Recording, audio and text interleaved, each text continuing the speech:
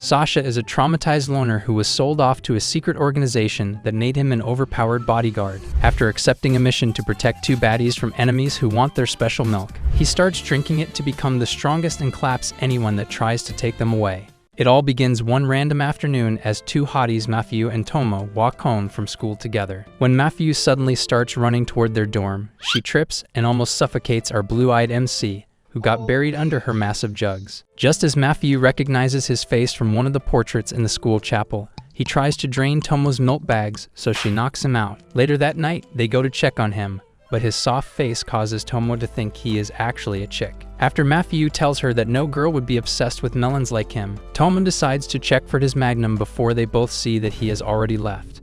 Matthew immediately heads out with her wood sword to find him, but upon seeing a large pillar of smoke leaking out of the church, she goes down there to protect the paintings. Just as she reaches the podium, a cloaked freak named Pyromania appears and binds her to the wall before asking for the real painting. The sudden attack confuses Matthew, but then she sees a bunch of girls hanging off the ceiling and realizes that they are the missing students. Pyromania then uses the wooden sword to massage her melons and burns one of the paintings, causing Matthew to break down as she fears that the only memory they have with Tomo's dad will be ruined forever. However, when she suddenly turns her fear into anger, Pyromania decides to attack her for real, but Sasha blocks the attack and uses his alchemy skills to force Pyromania back. He then collapses, so Teresa runs in and pops out one of her melons to feed him Soma, a special milk that amplifies his powers. Upon seeing this, Pyromania tries to blow up the entire church, but Sasha takes them all outside and channels the energy from Teresa's Soma to create a spear before slicing right through Pyromania in an instant. Tomo immediately rushes over to thank him, but he tells her to focus on getting stronger because he won't save her next time. The following day, she gets shocked upon seeing that the church barely has a scratch on it, so she runs in to see Teresa but meets a priest, Yuri, who then tells her to come back because Teresa is still fighting the suspicious effects of Sasha's mouth juices. In class minutes later, the teacher introduces him as the new transfer student, and while all the girls gush over how good he looks, Miyuri decides to get his glizzy at all costs.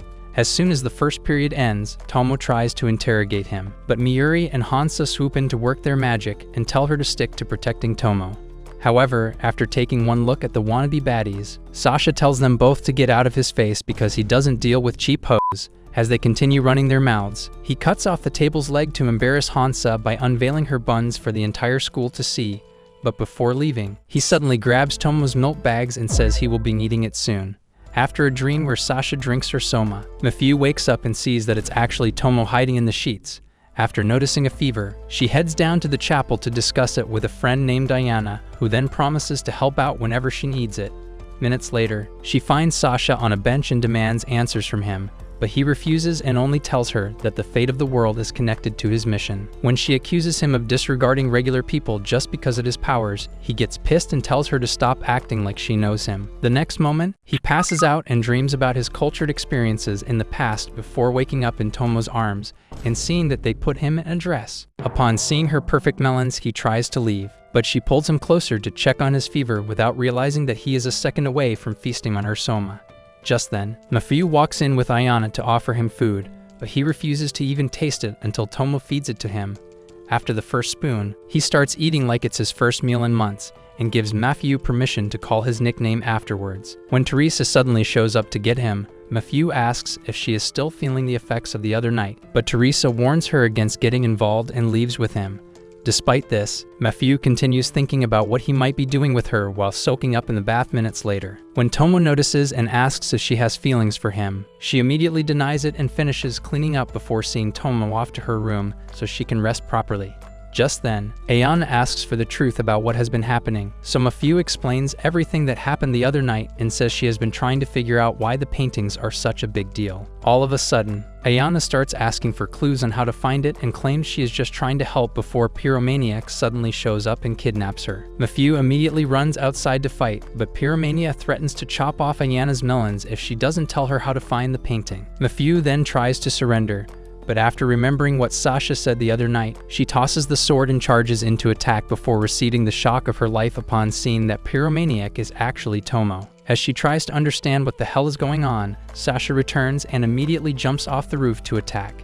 Matthew immediately begs him to stop, but after he lands the strike, she sees that he is actually fighting Ayana, who who then reveals that she was controlling Tomo. After revealing her true form, she holds Tomo hostage for information on the painting. So Sasha quickly drinks some of Teresa's soma to power himself up. Ayana then does the same with Tomo's soma and realizes that it's the best she has ever had, so she drinks as much as possible to get stronger. However, this causes Sasha to remember his painful past, so he channels all his anger into the scythe and stabs right through her. Back inside moments later, Mafiu starts freaking out because more psychos will want Tomo's soma, so Sasha decides to protect her by moving in. When Miuri hears this in class the next day, she completely loses it, but he continues acting like her existence is meaningless.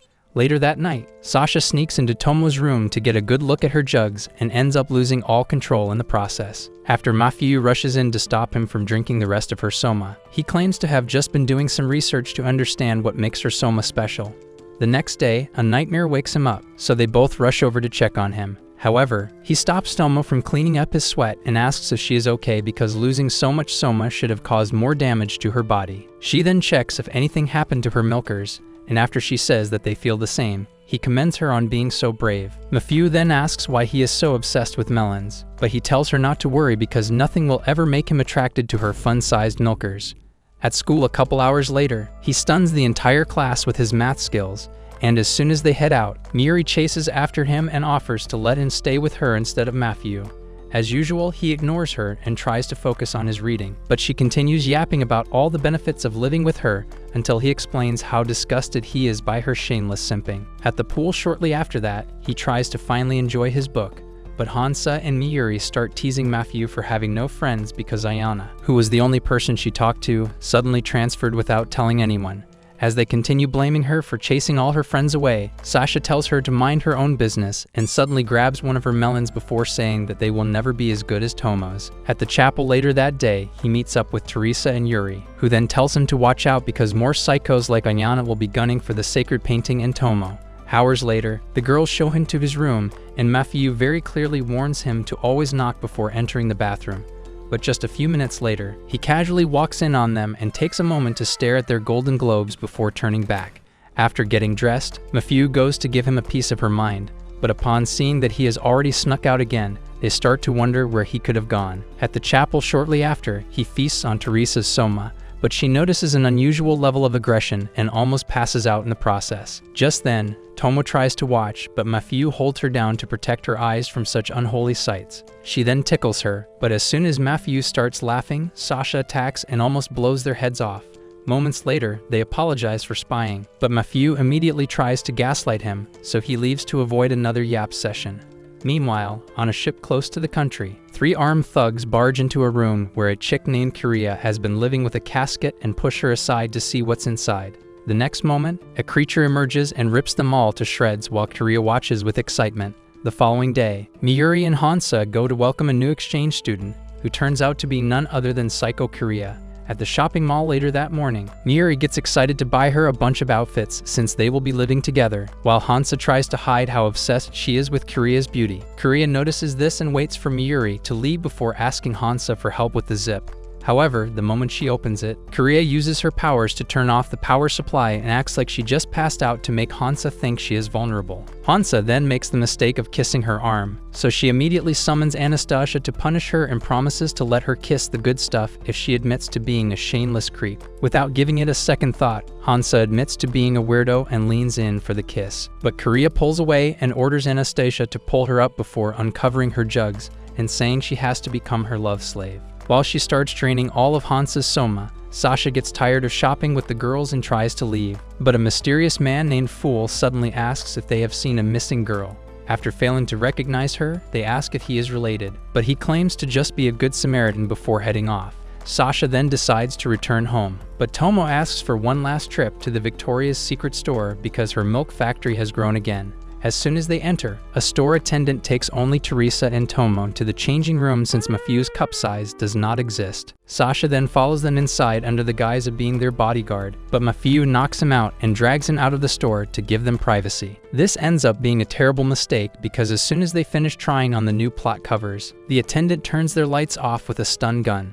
by the time Sasha and Matthew get back. She tells them that the girls have already left on their own, but Sasha suddenly realizes that she is the missing girl and notices the smell of electricity before smacking it out of her hand. He then tries to figure out a way into the secret chamber hidden in the dressing room, but by then, Tomo and Teresa have already been captured by a group of creeps planning to film their plot cannons while tickling them. After several minutes of forcing them to react, they decide to take things a step further, but Sasha finally breaks in and knocks them all out. However, after Teresa also drops the leader, Kuria suddenly shows up to join the fight, so he quickly grabs Teresa to get some of her soma. As soon as he finishes drinking, Kuria attacks with her copper manipulating abilities, but Sasha blocks it with his iron and reminds her that copper is the weaker element. The next moment, she captures him and decides to give him a live demonstration of copper's importance by drawing out some of the mall's electricity and zapping his entire body. She then pins him to the wall for a final attack, but Mafuyu spots the fire hose and soaks her in water to stop her from shocking him again.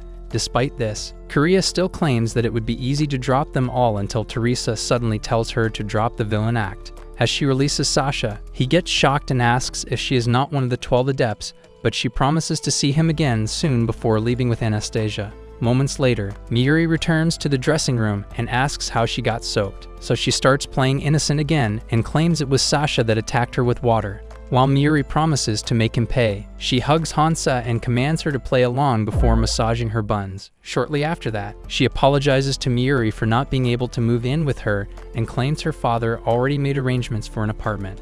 However, when Hansa gets back home hours later, she sees Kuria on the couch and tries to chase her out, only to get her brain turned off by a quick squeeze of her melon tip. While Kuria gives her permission to drink from her water fountain, Fool has just murked the attendant from before and adds her to his card collection. In a dream several days later, Teresa remembers the day she was with an older sister named Wilma and watched in horror as a quasar named Crow suddenly unveiled her holy plots to have fun with them. Hours later, Yuri calls her to the chapel to inform her of a new mission against one of the adepts, so she heads out without knowing that it's the same Crow who also just got into town. Around the same time, Kuria has just gotten bored of milking Hansa's so she comes up with an idea and makes her lie to the hot nurse at school about being sick. Despite the clever lie, Urura realizes that she just wants to skip class, but surprisingly allows it, so Kuria waits until she leaves before telling Hansa to strip for a fun game of who creams first.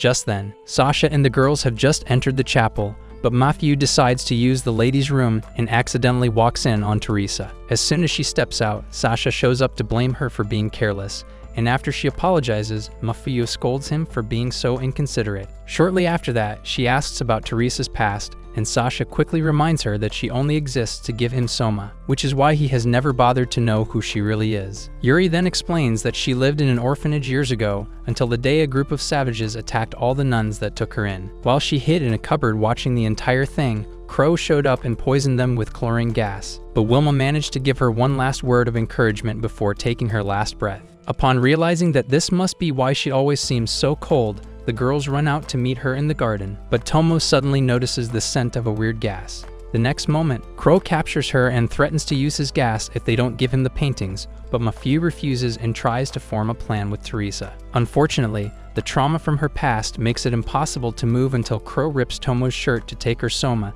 the same way he did to Wilma. This causes Teresa to finally lock in, but as she tries to attack, he grabs her by the neck and decides to poison her first. After Mafiu suddenly throws a bag of gardening lime that weakens him, she stands in front of Tomo and Teresa to protect them from the gas. Crow then fires off a heavy cloud of gas to overwhelm them, but it gets deflected, leaving the girls in a state of shock as they wonder how Mafiu pulled it off. When Sasha finally shows up and tells Teresa to decide if she wants to be haunted by her past forever, she remembers the last thing Wilma said and runs up to offer him the soma. With his powers charged to the max, he pulls out the scythe to cut down Crow, but he combines the chlorine gas with water to create a powerful acid that easily melts the scythe. As Sasha slowly gets overwhelmed by the gas, a copper shield suddenly drops on the grass, so Mafiu grabs it and charges in to block the gas. Teresa then takes the opportunity to shatter Crow's face with a nasty kick before Sasha slices him in half. While the girls celebrate, Sasha sees Kuria and realizes that she was behind the shield before Yuri shows up and asks if she can continue helping them. Hours later, Teresa shows up at Mafiu and Tomo's dorm and asks if she can move in, so they gladly welcome her since it would make it easier for Sasha to recharge with her soma. Several days later, Mafiu and Tomo engage in what looks like every otaku's dream fantasy, but instead of helping each other arrive. It turns out they are just trying to put on maid costumes for Miyuri.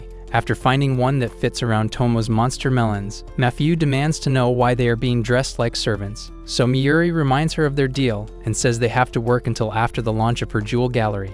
Just a couple days before this, Mafuyu woke up on Tomo's milkers like she always does, but the unusual smell from the kitchen made them extremely hungry. So they quickly got ready and saw that Teresa had prepared a small feast for breakfast. While eating, Mafuyu couldn't stop thinking about the fact that more creeps would try to attack Tomo soon, so she hurried down to the chapel to ask Yuri if the sacred painting was actually missing. After admitting that he had no idea where it was, he told her not to worry because Sasha would definitely defeat all the adepts, but then she asked if he could really be trusted since all of them are quasars. Yuri then told her that Sasha classifies as one of the Athos, because unlike adepts like Crow, he doesn't use his powers for evil. Despite this, Mafuyu still felt the need to do something about their current situation, so she begged Miyuri for the key to the villa so she could search for clues about the real painting's location. Miyuri refused to even let her see the key and tried to enjoy being begged for once, until Kiriya emotionally blackmailed her into agreeing to hand over the key. However, seeing as it was the perfect opportunity to get revenge, she made her agree to serve as a maid. Back in the store, Sasha has just shown up in his costume as well. But when Miyuri tries taking him to her office for a special job, he pushes back and decides to leave. Thankfully, Tomo convinces him to stay, so Miyuri continues celebrating her revenge while Kiriya teases Sasha for agreeing to cross-dress. When he asks why she even came, she tells him that staying inside was boring, but Tomo learns the real reason when she sees Hansa tied up in the bathroom. Moments later, Miyuri tells them about a priceless egg that should be the main attraction and how they had to stash it away safely because a Russian company recently started threatening to take it by force since her family refused to sell it. All of a sudden, they get surrounded by a mafia group led by the head of the rival company and a retired colonel. After knocking Sasha out, they tie them all up and demand the egg, but Miyuri breaks the bad news and explains how it was carefully moved to her family's vault. Upon hearing this, the colonel gets up to leave, but the company owner decides to have his fun with the girls instead and commands his boys to get to work while he films. While the first one immediately starts massaging Sasha's man buns, a literal behemoth tries to devour Kiriya's plot, and the horrible look on his face causes her to turn cold as she remembers the traumatic experience that made her hate all of humanity. However, when Miyuri steps in and offers to please them with her plot instead, Kiriya struggles to believe what she just heard and wonders if good people actually exist. Miyuri then climbs a stage and strips while the mafia boss and his goons lose their senses to her beauty. Just as she tries to pull off her kitty cover, Kiriya asks to join her, so they cut her ropes and allow her to climb the stage as well. Kiriya then thanks Miyuri for the sacrifice and proceeds to drink her soma in front of everybody. After Miyuri passes out from exhaustion, Hansa throws Anastasia's coffin, and Kiriya easily shreds the entire mafia group in a matter of seconds. The colonel manages to survive and tries to take her out with a special bullet but fails, so he explains his hatred for quasars and says he only came with the others because he is searching for the quasar of sodium. Upon hearing this, Sasha demands to know how he knows Phoenix, so the colonel explains how he blew up his entire unit before blowing himself up along with the entire building. Luckily, Sasha created an iron shield in time to protect everyone, but suddenly becomes filled with rage as he remembers that Phoenix was with the Quasar of Gold when he clapped his precious Alja. Days later, Mafuyu remembers the day Tomo's dad told her about a special treasure he had stashed away in the villa before asking Miyuri why she had to tag along. Miyuri then claims that she just wants to experience going on a train, since she usually takes first-class flights to go anywhere. Shortly after the train ride, they start walking through the woods to track down the villa, but Miyuri's constant nagging about the signal eventually wears Mafuyu down, so she stops to drink some water. The next moment, Miyuri gets captured by 3 clowns suffering from alopecia, who call themselves the Helium Brothers and demand to know where the sacred painting is. After one of them grabs Miyuri's milk jugs, she stomps his foot and runs behind Mafuyu, who then tries to block their attack and almost gets knocked out by it. She immediately tells Miyuri to run away and promises to catch up with her, but after Miyuri takes off, she suddenly slips and rolls down the cliffside before losing consciousness. The brothers then decide to have some fun with her before completing their mission, but the first one suddenly goes up in flames, so the other 2 run back into the woods. Hours later, Mafuyu wakes up to the face of a red-eyed Chad and takes a moment to figure out where she is before attacking him for trying to play with her plots. However, this only causes Lizzie to get a lot more excited about her, until Utori walks in and tells him to give her some space. After introducing himself and claiming that he found her passed out in the woods, he tells her to get dressed once she feels strong enough and heads out to train Lizzie. By the time Mafuyu gets back on her feet, he decides to stop training for the day, so Lizzie takes her to a nearby river for some water and suddenly starts stripping for a bath. When Matthew refuses to join, he rips off her clothes and promises that she will enjoy the water, until she stops him and says she can't do that with a guy she just met.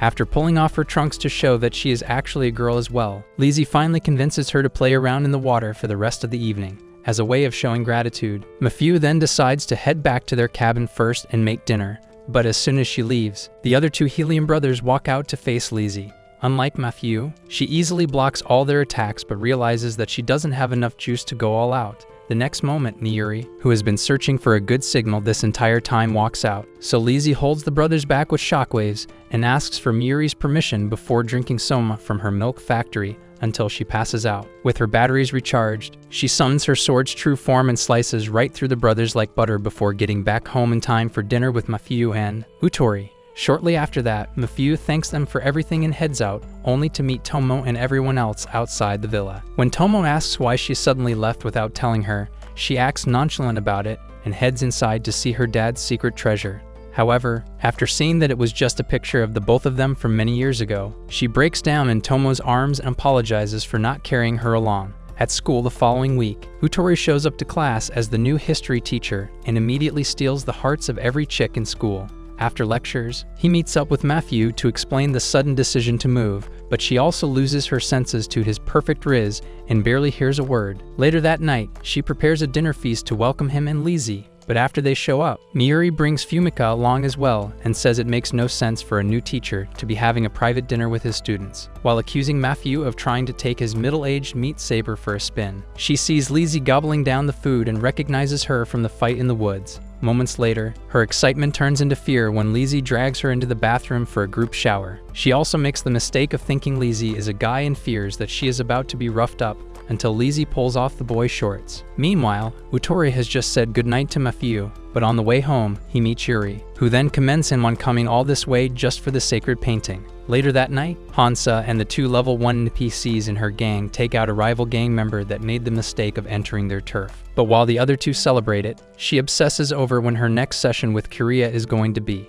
The next moment, a quasar named Yu shows up and says he will be her new master before knocking them all out and kidnapping her as Teresa watches. The next morning, he sends Kiria a video of the cruel torture he has been subjecting Hansa's milkers to, so Kiria decides to go fight for her precious hoe.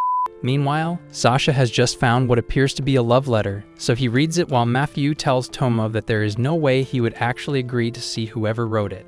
Hours later, Kiria finds the warehouse Yu has been using as a hideout and immediately tries to attack him. But he burns off Anastasia's copper shards in an instant, causing Kiria to realize that he controls oxygen. After cutting off Hansa's air, he tells her not to take another step, but Kiria decides to go all out and takes control of every copper item in the warehouse before charging in. Despite this, he blocks every attack with a powerful oxygen barrier and unleashes a dangerous blast that destroys Anastasia's body and leaves Kiria almost unconscious.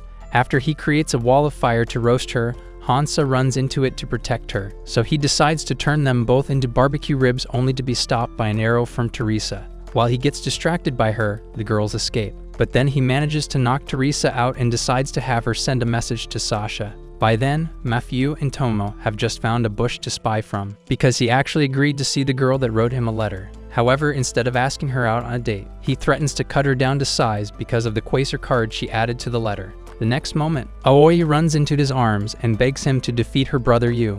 Hours later, he lets her join them for dinner, but after she eats a crumb off his face, Matthew loses it and asks how he can easily allow a stranger to come into the house. Upon hearing this, Aoi tries to leave, but he stops her and tells Matthew to stop acting like she knows him before giving Aoi permission to spend the night in his room. The next moment, Hansa barges in with Kiria, so they immediately call Nurse Thick Thighs to treat her. Shortly after that, Sasha returns to the room to get all the details on Aoi's brother and learns that he captured Teresa, while Yuri joins the girls at the dinner table to talk about it. During their conversation, Matthew notices some blood on her arm and takes her into the room to get it wrapped up, but then Aoi suddenly asks for the kind of relationship she has with Sasha. As soon as she says there is nothing between them, Yu takes over her body and tries to attack, but Sasha rushes in to block it and chases him out into the woods. At the warehouse moments later, he frees Teresa from the chains Yu used to capture her before Matthew and Tomo also show up to revive Aoi with sweet talk. After explaining how becoming a quasar forced them to merge into one body,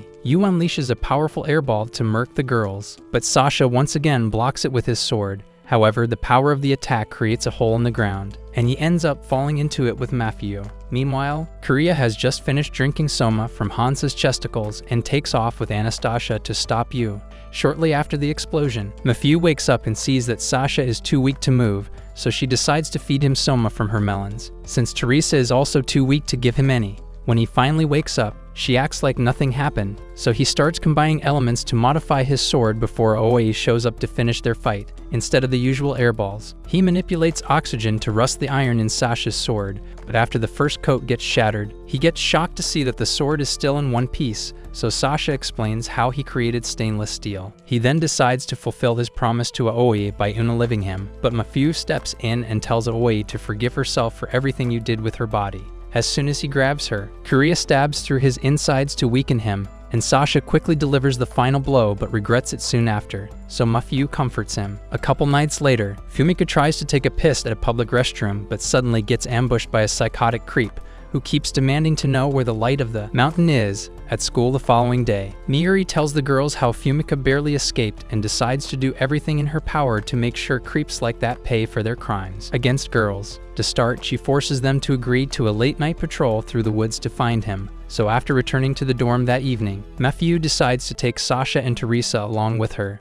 When Tomo tries to tag along, Matthew reminds her of the fever she usually gets whenever they go on dangerous missions and tells her to watch the house instead. Around the same time, Lidzia has just grabbed her sword for a late-night training session, so Utori wishes her luck but says she might run into a quasar because he can sense someone powerful living close to them. Shortly after that, Tomo gets frustrated about being left behind and decides to channel her energy into making dinner so Matthew will stop thinking she is useless. Moments later, the creep from last night finds the dorm, but upon seeing smoke coming out of the building, he rushes inside and puts it out with his coat before calling Tomo stupid for trying to pour water on a gas fire. Instead of assaulting her, Joshua then proceeds to help her make dinner and trauma dumps on her, while whipping up the best egg rice she has ever tasted. However, while talking about his painful past and how he has to take care of his sister, he remembers the mission and demands to know where the light of the mountain is, since it sounds similar to Tomo's name. She foolishly tells him that she is what he has been searching for, so he tells her to humbly accept her new life as his slave.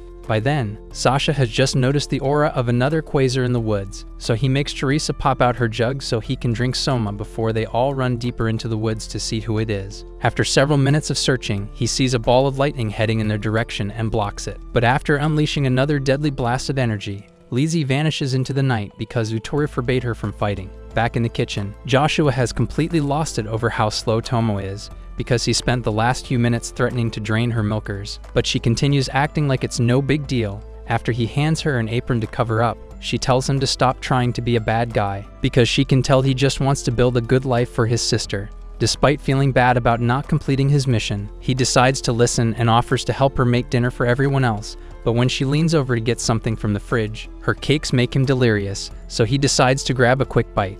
Just then, Matthew returns with the others, so he dashes out from the window and Tomo immediately begs Sasha to spare him, since he never actually did anything. At the start of the following week, a smoking hot officer gets stopped by twin hotties named Ivuk and Ivor, who then ask for directions to Sasha's academy. After she explains the path they have to take, they suddenly ask to be punished and whip out a bunch of torture devices before saying that they can handle anything, leak every normal person. The hot officer refuses and asks if they are okay in the head. They get upset by her refusal and send her up to the Lord as punishment. In school later that morning, Hansa trips Matthew on her way into class and starts insulting her with Miyuri, so Fumika tries to defend her, only to get teased for having a sensitive bladder. After Sasha tells them to start acting grown, Miyuri and Hansa stop the roast session, so Fumika heads out with Matthew and thinks back to the first day she saw him in class. While everyone else became scared of him, she silently stalked him until the day he saved a cat and realized that he was the prince she had always dreamed of clapping. Shortly after her trip to Fantasyland, she dumps some old sheets in the dumpster before the twins show up and ask for directions to Sasha's class. She then offers to take them there and asks if they can wait for her to take a piss, but they suddenly drop to their knees and ask for her golden shower.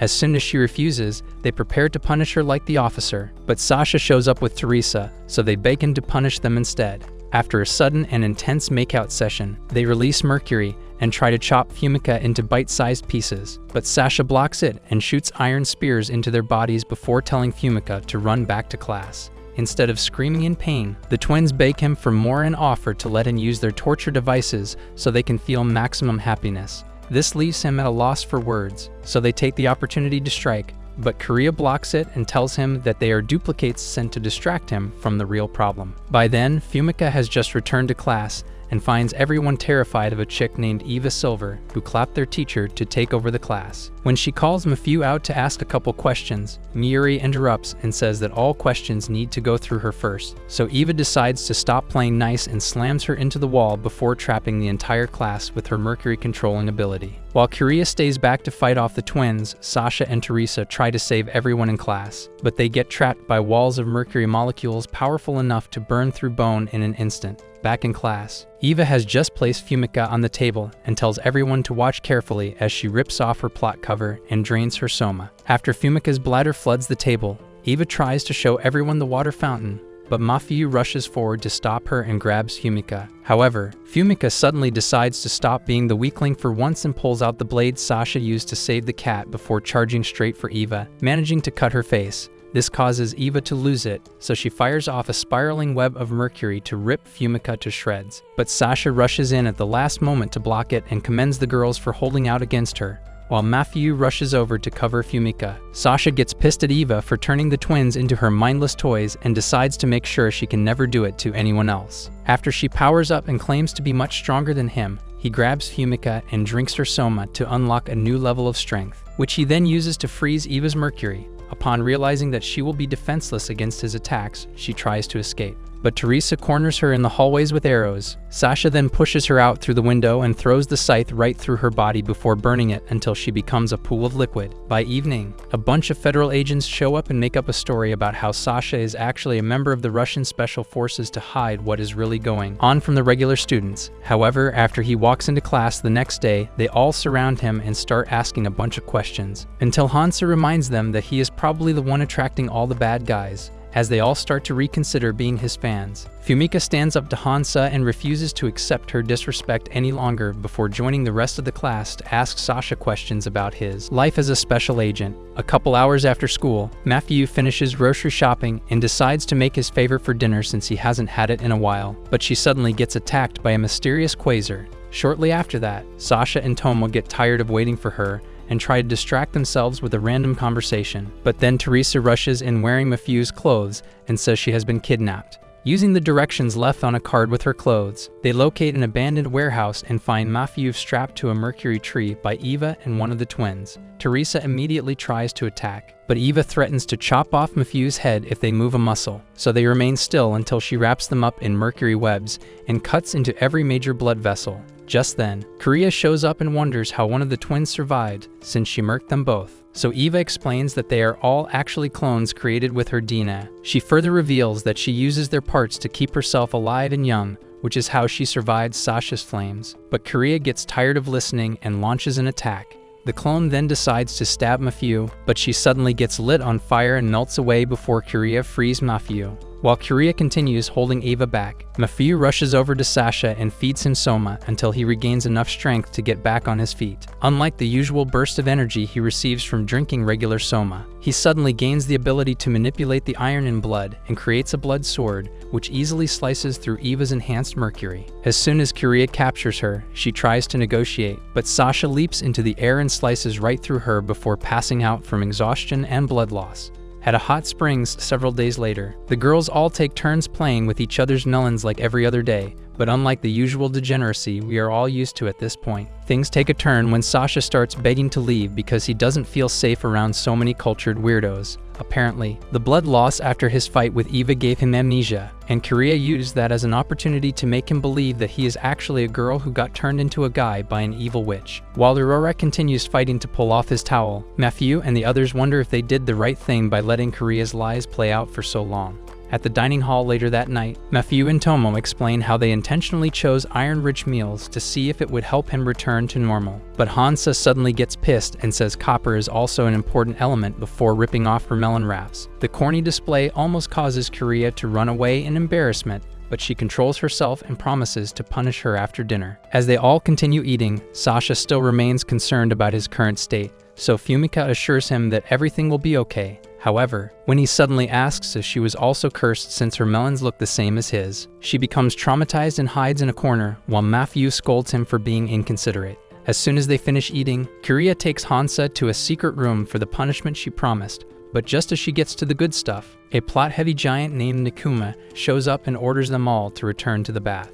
Once they all get back into the water, she properly introduces herself and explains her goal to cure Sasha's amnesia before conducting a physical examination on their melons to make sure they have enough soma. After sending Fumika away because of her empty assets, she makes them all surround Sasha so he can take a sip from all of them and hopefully gain enough energy to remember who he really is. Unfortunately, the plan falls apart when he becomes overwhelmed by their milkers and accidentally manipulates all the nearby iron to flood the entire inn. Weeks later, he gets ambushed by a group of creeps on his way home from school and begs them to let him go, but they refuse until Miuri shows up in a superhero suit that looks like a bunch of hand-me-downs strapped together. For some reason, Sasha fails to recognize her through the useless disguise and watches as she orders the thugs to stop, but they decide to play with her instead. So the first guy grabs a melon to see how good they feel. After yeeting him into space, she then fires off plasma beams from both melons and wishes Sasha luck before taking off. At the dorm later that night, Mafiu and Tomo notice that he no longer fears melons and think he might finally get better, until Teresa shows up and says that it's probably because of Miuri, who has now become a famous hero known as Lilikamen.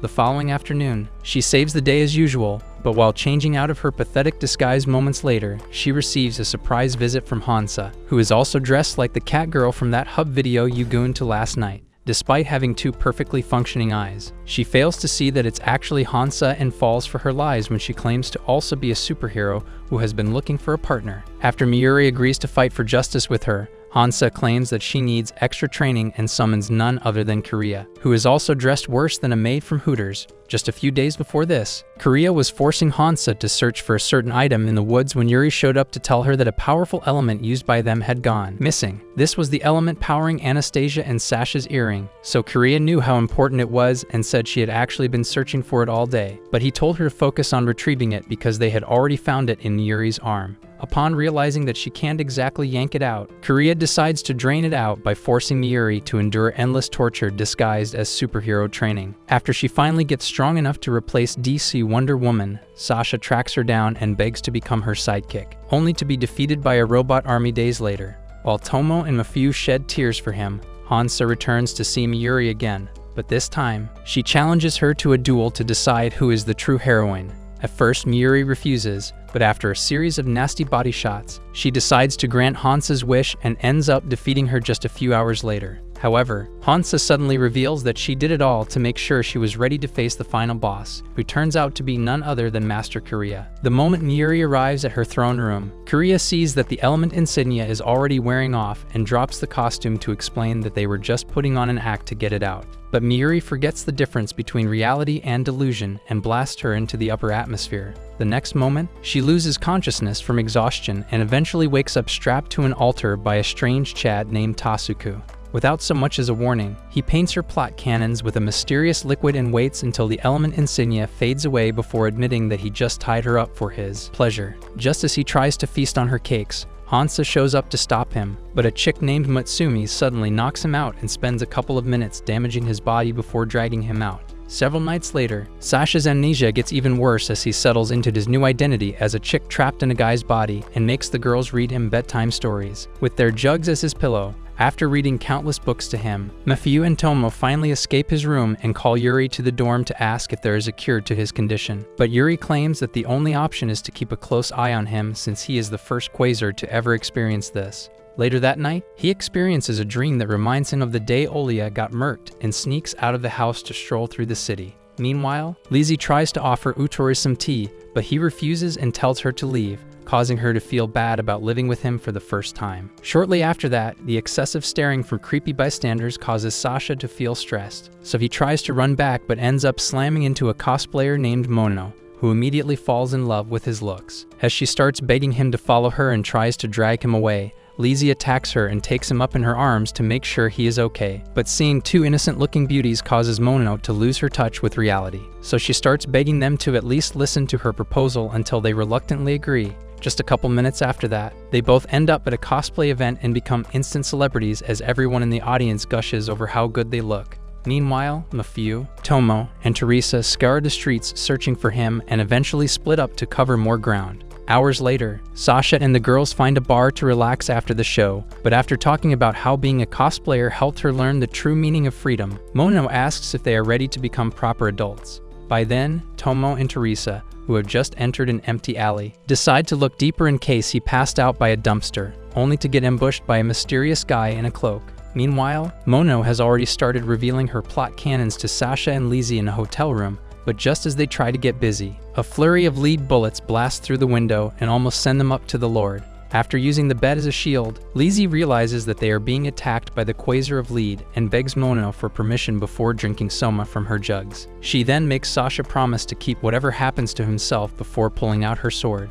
As she struggles to block the bullets, Sasha slowly regains his memories until one of the bullets reopens his scar. The next moment, he steps in to protect Lizzie and freaks out over the cosplay outfit before absorbing most of the lead Quasar's bullets and firing it right back at him. After manipulating all the iron around him to stab through the Quasar's spine, he turns to fight Lizzie since she is also a Quasar, but Mafuyu shows up just in time to stop them both. While she struggles to talk them out of it, the lead Quasar drags himself to the edge to deliver one final shot, but Utori lights him up before telling them that he has captured Tomo and Teresa. Shortly after that, Lizzie returns to see him and asks why he is attacking the only people she has been able to make friends with, but Utori tells her to stop asking questions and focus on taking Teresa's soma. Lizzie then remembers how he burned down her entire village and decided to raise her because she was brave enough to stand up to him. While she drains Teresa of all the soma in her jugs, Sasha and Mafuyu interrogate Yuri because he always knew Utori was the sodium Quasar and kept quiet about it. After Yuri explains that they were keeping a close eye on his every move to form a foolproof plan, Kuria tells Sasha to forget about fighting him because he is among the strongest Quasars to ever exist.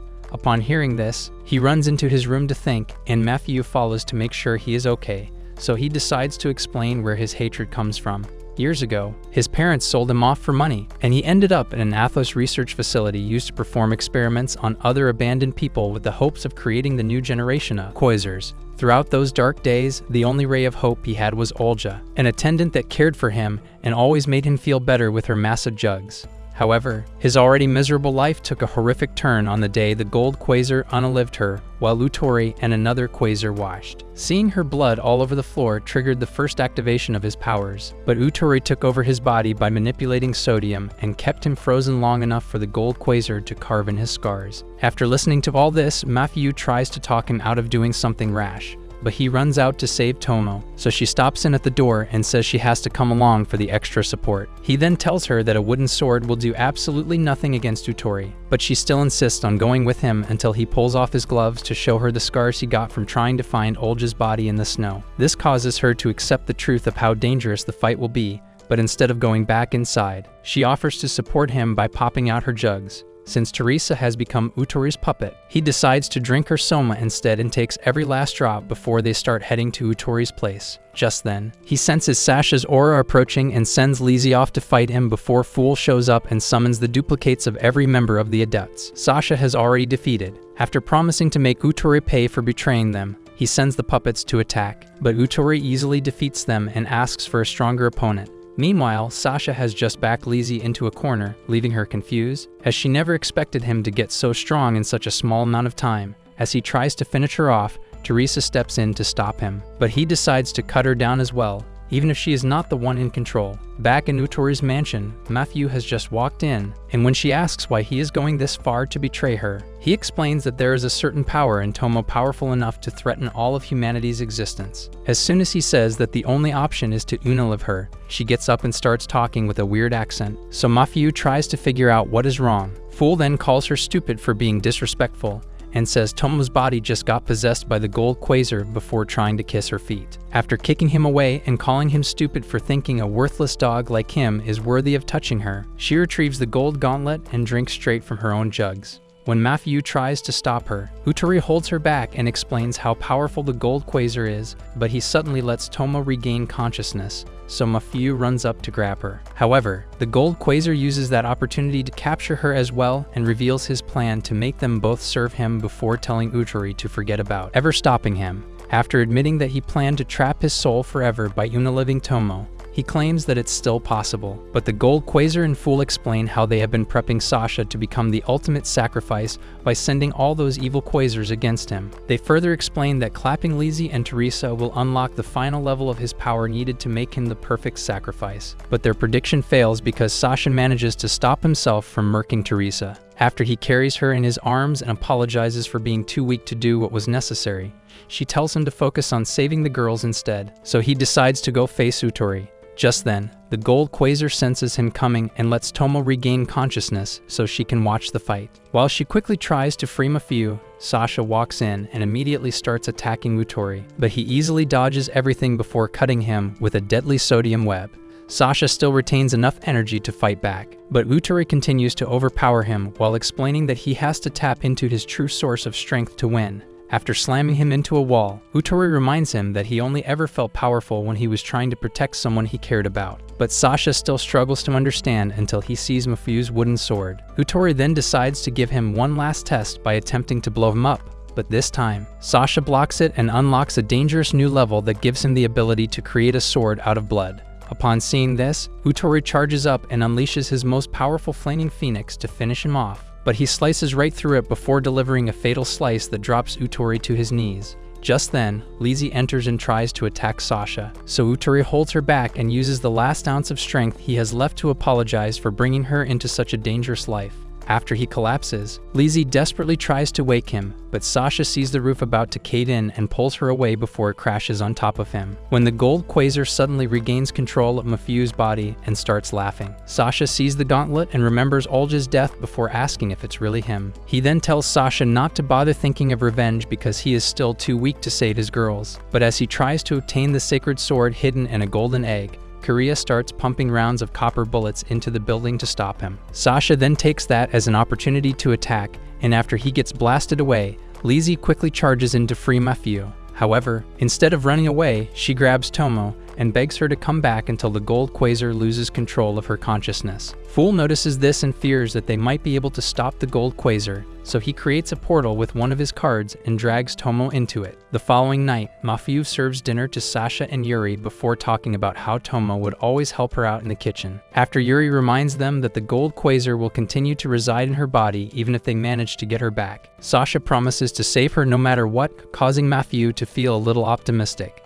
In class the following day, a new teacher named Tanner introduces the class to the latest transfer students, Matsumi and Tasuku. But while everyone else gushes over how good they look, Sasha becomes suspicious because he has history with Matsumi. Hours later, he finally finds her outside and demands to know why she suddenly came back. But she avoids his questions and grabs his arm to remind him how her jugs used to feel. Just then, Mafiu shows up and gets curious about who she is, so Tasuku explains that her milkers are the first he ever drank from as a quasar. Sasha immediately tries to brush it off like it means nothing, but then Tasuku suddenly asks Mafiu if he can also drink her soma. The shameless request catches her off guard, so she tries to find a respectful way to decline until Matsumi sends him flying with a nasty uppercut and apologizes for not getting him under control. The next moment, the student council president, Yumei, shows up with a lacrosse stick and shatters his baby maker as punishment before explaining the rules against creepy behavior. After she tells Matsumi to keep her dog on a leash and leaves, Tanner tries to joke about it, but Sasha immediately tells him to stick to being a worthless NPC.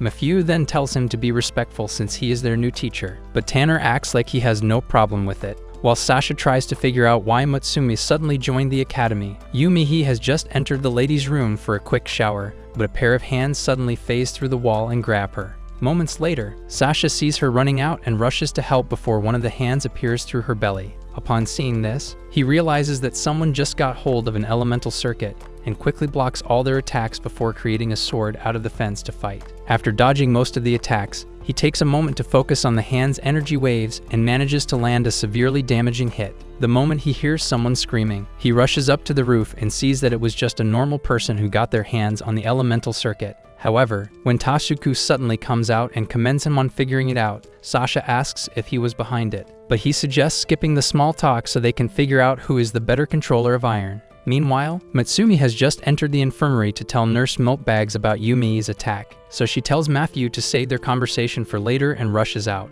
Matthew also tries to figure out what happened, but Matsumi distracts her by talking about Sasha before suddenly knocking her out. Minutes later, she wakes up tied to one of the beds and asks to be set free, but then Matsumi says that she has a thing for girls like her and proceeds to indulge in unholy activities until Matthew calls for Sasha and releases a power blast of energy that reaches him on the roof. He then tries to go see why she called, but Tasuku gets serious and reminds him that they have a fight to finish.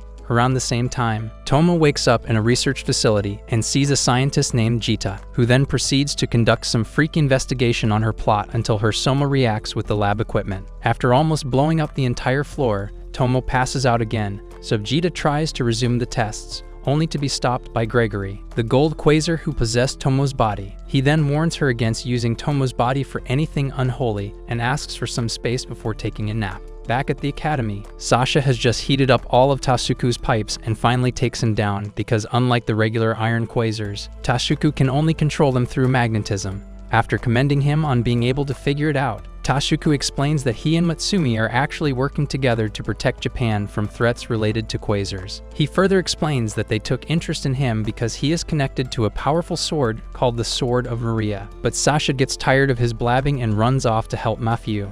Upon getting to the room, he sees the circuit of the Sword of Maria on her arm and immediately tells Matsumi to get out, but she warns him to keep a close eye on her because powerful enemies will definitely become interested in her powers. Later that night, Tomo wakes up to Jita conducting more experiments on her jugs, but this time, Joshua suddenly walks in and chases her away before apologizing for not coming to watch over her sooner. After remembering who he is, she asks if he can help her leave, but he refuses and tells her not to worry about anything because no one will even think of harming her as long as Gregory's soul is in her body. In a dream the following day, she reunites with Matthew but gets a freaky welcome gift before waking up and seeing that it's actually a dog playing with her. Just then, a girl named Asta runs inside to catch the dog, but it escapes and causes her to trip in the process. After Tomo introduces herself and offers to help her find it, they spend most of the morning walking around the estate and end up sharing a lot about themselves. Somewhere along the line, Asta reveals her dream of traveling to somewhere new because she has spent all her life in the estate, so Tomo offers to give her a tour of Japan with Matthew but says it would be impossible since there is no way to escape from the estate. Asta then suddenly remembers a way to leave and takes her up to the highest watchtower to show her a spot on the beach where boats usually dock. While trying to point it out, she slips, so Tomo quickly pulls her back inside and promises to help her achieve her dreams no matter what. This causes Asta to get excited, so she hugs Tomo, but the weight of their bodies causes the wall behind Tomo to break off. Thankfully, a man named Dukin saves them, but a couple minutes later, he summons Jita to ask why Joshua was not watching over her. When she tries to explain, another guy named George tells Dukin not to bother asking questions because their entire family is worthless. This causes Jita to get pissed off, so she challenges him to a fight and somehow manages to knock him down with a single attack, which surprises all of them since Jita has always been the weakest. After they all realize that it must be because she drank some of Tomo's soma, a powerful quasar named Wong jumps in and decides to punish Jita for starting a fight, but Joshua quickly runs out to defend her. Wong easily blasts him away to resume Jita's punishment, but when Tomo steps in, he stops and asks her to kindly step aside since they can't cause any harm to her body. However, she refuses to move a muscle, so Asta tells them all to stand down, and they immediately obey, which surprises Tomo until they explain that she is the most powerful soma-producing maiden. Days later, Matthew sees Sasha in the computer room working on leads and asks if she can help with the power of the circuit, but he tells her not to even think about it because she is way too inexperienced. She then tells him to at least get some rest because he has been working endlessly for the last few days, but he claims to be perfectly okay with just a couple minutes of sleep. The next moment, he passes out from exhaustion, so she covers him up before leaving to find more of Utori's research. Meanwhile, Aurora has just stepped into the shower at her place and decides that it's finally time to reveal who she really is to Sasha. In class the next morning, Miyuri announces Kiria's birthday to everyone and invites them to a party she is throwing to celebrate it. While she personally walks over to Matthew to hand over an invitation card, Sasha shows up and completely ignores Tanner, as usual, before heading straight to Aurora's office and demanding to know how she summoned him with the top-secret Quasar stamp. She then tries to explain her connection to Tomo's dad and Utori, but he suddenly grabs a melon and asks if she works with the gold Quasar. To prove that she is one of the good guys, she lets him drink her soma. And after taking a moment to put herself back together, she shows him a special book from Tomo's dad and explains how they all worked together in secret before his sudden disappearance months ago. Hours later, Hansa helps Kiria get dressed for her party before she goes out and struggles to believe her eyes upon seeing that almost everyone at school showed up to celebrate her day. After her classmates present her with a crown, Miyuri calls everyone together for a toast. But a wild beast suddenly crashes the party. While Matthew helps all the civilians evacuate, Miyuri watches the beast closely to figure out what it wants, but soon regrets this when it grabs her and forcefully drinks her soma. However, after taking a closer look, she realizes that it is actually Lizzie and gets tossed aside like a rag doll before Kiria decides to attack. She quickly takes soma from Hansa and sends Anastasia against Lizzie, but she easily knocks down the cultured android and nearly shatters Kiria's arm as well. When Anastasia tries to attack again, Lizzie rips her to shreds and creates a huge crack in the ground to separate Kiria from Hansa. She then tries to send Kiria to the other side, but Sasha stops the attack and asks Kiria when she became so weak. After dropping Lizzie and forcing her to turn back, he walks over to Kiria to tell her that the birthday crown suits her, but she gets pissed and starts heading home, only to meet Tanner waiting by the pool. She initially tries to ignore him until he claims to be the one responsible for Lizzie's transformation and reintroduces himself as a famous terrorist known as the Crestmaker Priest. He then offers to make her a true queen right before Gregory shows up to welcome her to their ranks. Later that night, Hansa tries to make her feel better with a special cosplay outfit, but Kiria completely ignores her and heads to bed.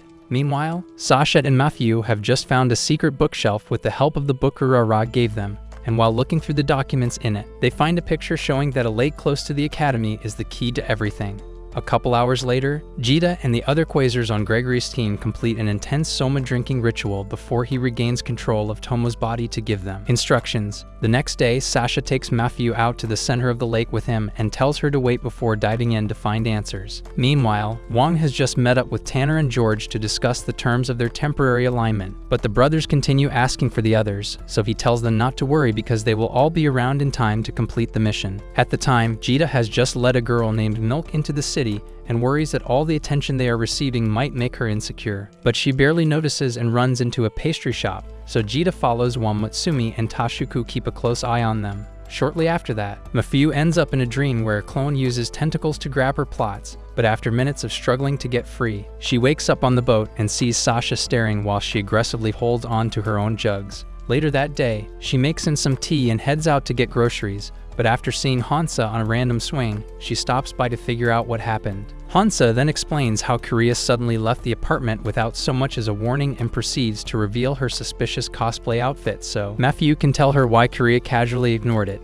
but Matthew suddenly spots Tomo and takes off running. After managing to stop her in the woods, she tries to ask how she got free, but then Tanner turns off the disguise and uses his teleportation skills to kidnap her. By then, Tasuku and Mutsumi have just stopped Jita and Milk at a construction site and promise to beat them until they return to wherever they came from. After also roasting them for having no sign of ripe melons on their chest, Tashuku tries using all the iron in the site to his advantage but still ends up with bruises all over his body because of Jita's ability to manipulate diamonds. Sensing the strength difference, he tells Mutsumi to focus on Milk since she looks like an easier target. But that also turns out to be a mistake as Milk easily blows her up in an instant. Later on, they end up at Aurora's office, and while she treats them, Yuri meets up with Sasha to explain all the conditions that have to be met before the secret sanctuary at the lake appears. Just as they realize that the full moon happening in a few hours is the last piece of the puzzle, Hansa shows up to tell them about Mafiu's kidnapping.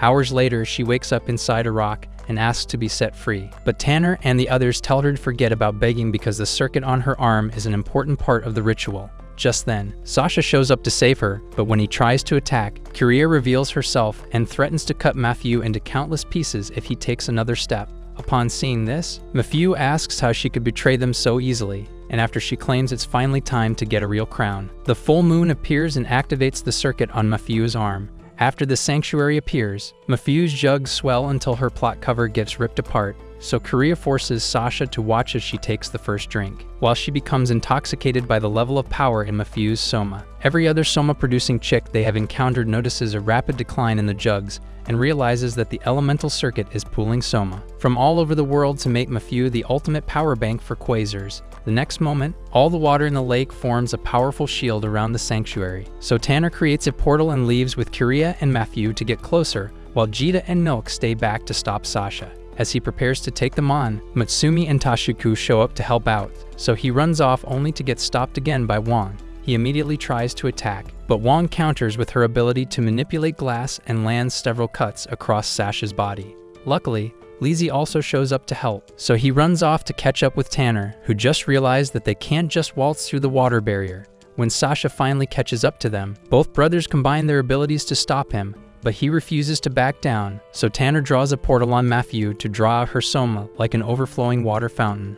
After they both drink as much of it as possible, Tanner drops to his knees and starts licking Korea's hand until Hansa kicks him away and slaps her for tolerating such pathetic slobbering. When Tanner gets back up and tells Korea to unalive her for the disrespectful slap, she easily accepts his suggestion, causing Hansa to nearly piss herself. However, Korea attacks Tanner instead and claims she was never going to actually join them before telling Hansa to prepare herself for another culture punishment. The next moment, George fires off a lightning beam to Korea, but Hansa jumps in to protect her and immediately offers her soma. After giving her a kiss instead, Korea prepares to take on both brothers, but they suddenly get overwhelmed by their own powers, so Korea explains how drinking powerful soma is not a good idea for weaklings like them. While they both start morphing into a hideous behemoth, Wong tells Jita and Milk to stand down because it's all part of Gregory's plan. Sasha, on the other hand, rushes over with the others to help Mafiu, but then he starts doubting himself until Teresa shows up and reminds him of his promise to protect her.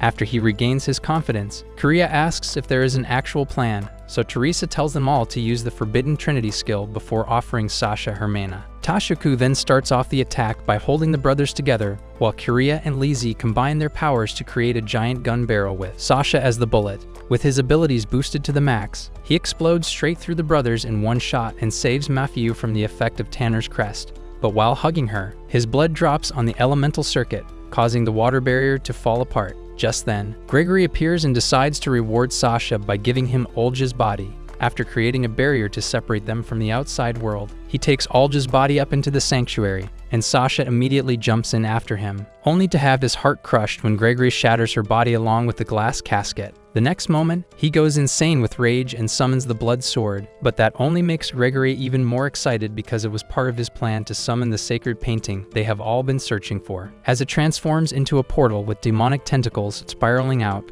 Gregory invites Sasha to join him and become a god. But Sasha responds by trying to cut him down, so Gregory blasts him away and says he has to accept the offer. Korea then forces Hansa to give her soma so she can join the fight, but Gregory immediately reminds her to stay in her place by disintegrating Anastasia with a single attack. He then turns his focus back on Sasha, who is still raging about Olga and desperately trying to land a hit without realizing that his anger is only increasing the likelihood that Gregory will succeed.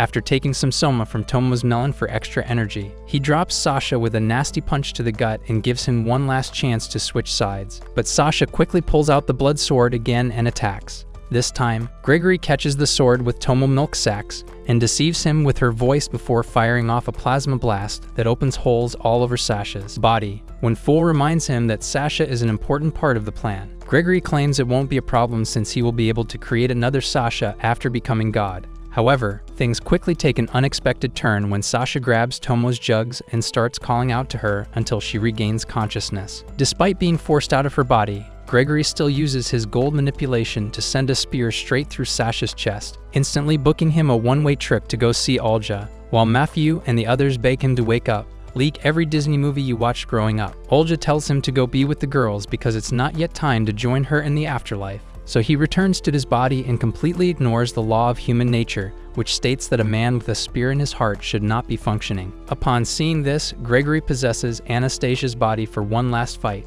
but instead of charging in without a plan, Sasha starts drinking soma from all the girls to max out his abilities. With this, he easily drives Gregory out of Anastasia's body with a single attack, and Kyria immediately takes over to trap his soul in a ball of copper. Sasha and Matthew then combine their strengths for one last attack, and after his soul gets sucked into the painting, Fool opens up a portal and escapes. Sasha and the girl then decide to lead the painting, as it is since taking it back to the regular world will attract another set of maniacs like Gregory. Days later, the girls return to school and continue life like nothing happened until Matthew notices her jugs reducing in size and starts to worry that Sasha will no longer like her.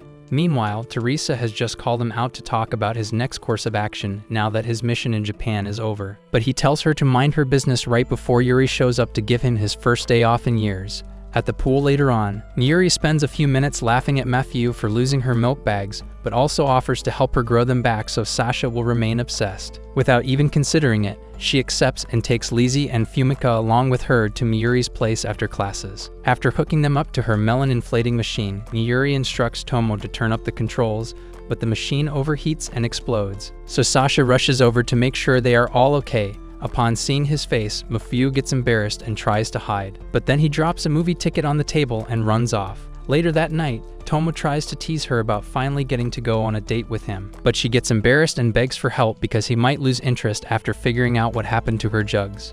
The following day, she gets stressed after somehow managing to get her milkers back, and Sasha pretends to not notice a thing and continues acting nonchalant while they spend the rest of the day trying out all the stuff he was never allowed to. After ending their date with the movie, he waits until they get to a private spot outside before saying that he has to leave Japan. Just as she tries to ask why, he grabs her dress and rips it apart to reveal the pads she used to make her jugs look bigger. She immediately drops to hide them, but after scolding her for thinking he would not notice, he tells her to stop thinking that way because he never cared about their size in the first place. This causes her to get emotional.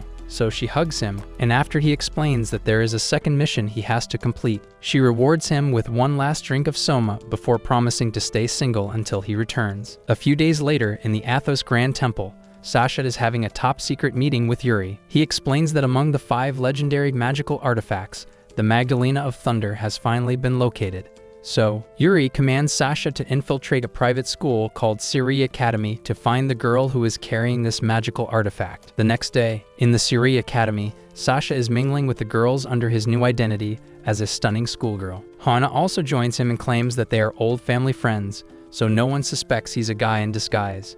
For a few seconds, Sasha plays along, but when his male instincts kick in, he conducts a hands-on inspection of one of the girls' jugs, causing hysteria all around. Back in the dorms, Sasha complains that being in a girl's uniform is the worst humiliation he's ever experienced in his life, but he eventually gets clad in a girly outfit. Seeing this, Hana admits that he looks better than Mia Khalifa, which only makes him more miserable. The next day, Suri Academy unveils its virtual reality classroom in which students' mental potential is amplified to turn them into geniuses. All the girls enter the digital world flawlessly, but Hana crashes harder than a meteor. On the other hand, one of her classmates named Tsubasa makes a graceful entrance and helps Hana on her feet as she introduces herself. Moments later, Sasha comes crashing down dressed as an OnlyFans model who is ready to sell some bath water on the internet. Seeing her eccentric style, Tsubasa reveals that in this environment, their bodies are the reflection of their desire. Just then, they see one of the popular girls in the class, Miyuki, show off her sword handling skills. Hana wonders who this girl is, only to learn that she is the leader of the Surrey Academy sorority, and she has more simps than Pokimane. When Sasha starts downplaying Miyuki, she approaches Sasha and demands to know who she really is. She smells a cross-dressing situation and challenges Sasha to a duel to confirm her suspicion. Without hesitation, Sasha agrees, and they get ready for a battle. The duel begins, and Sasha immediately complains that his new female body is too heavy in the torso. However, he decides to weaponize his biological assets and uses them as a distraction. At last, Sasha wins the duel, and Miyuki is left completely embarrassed.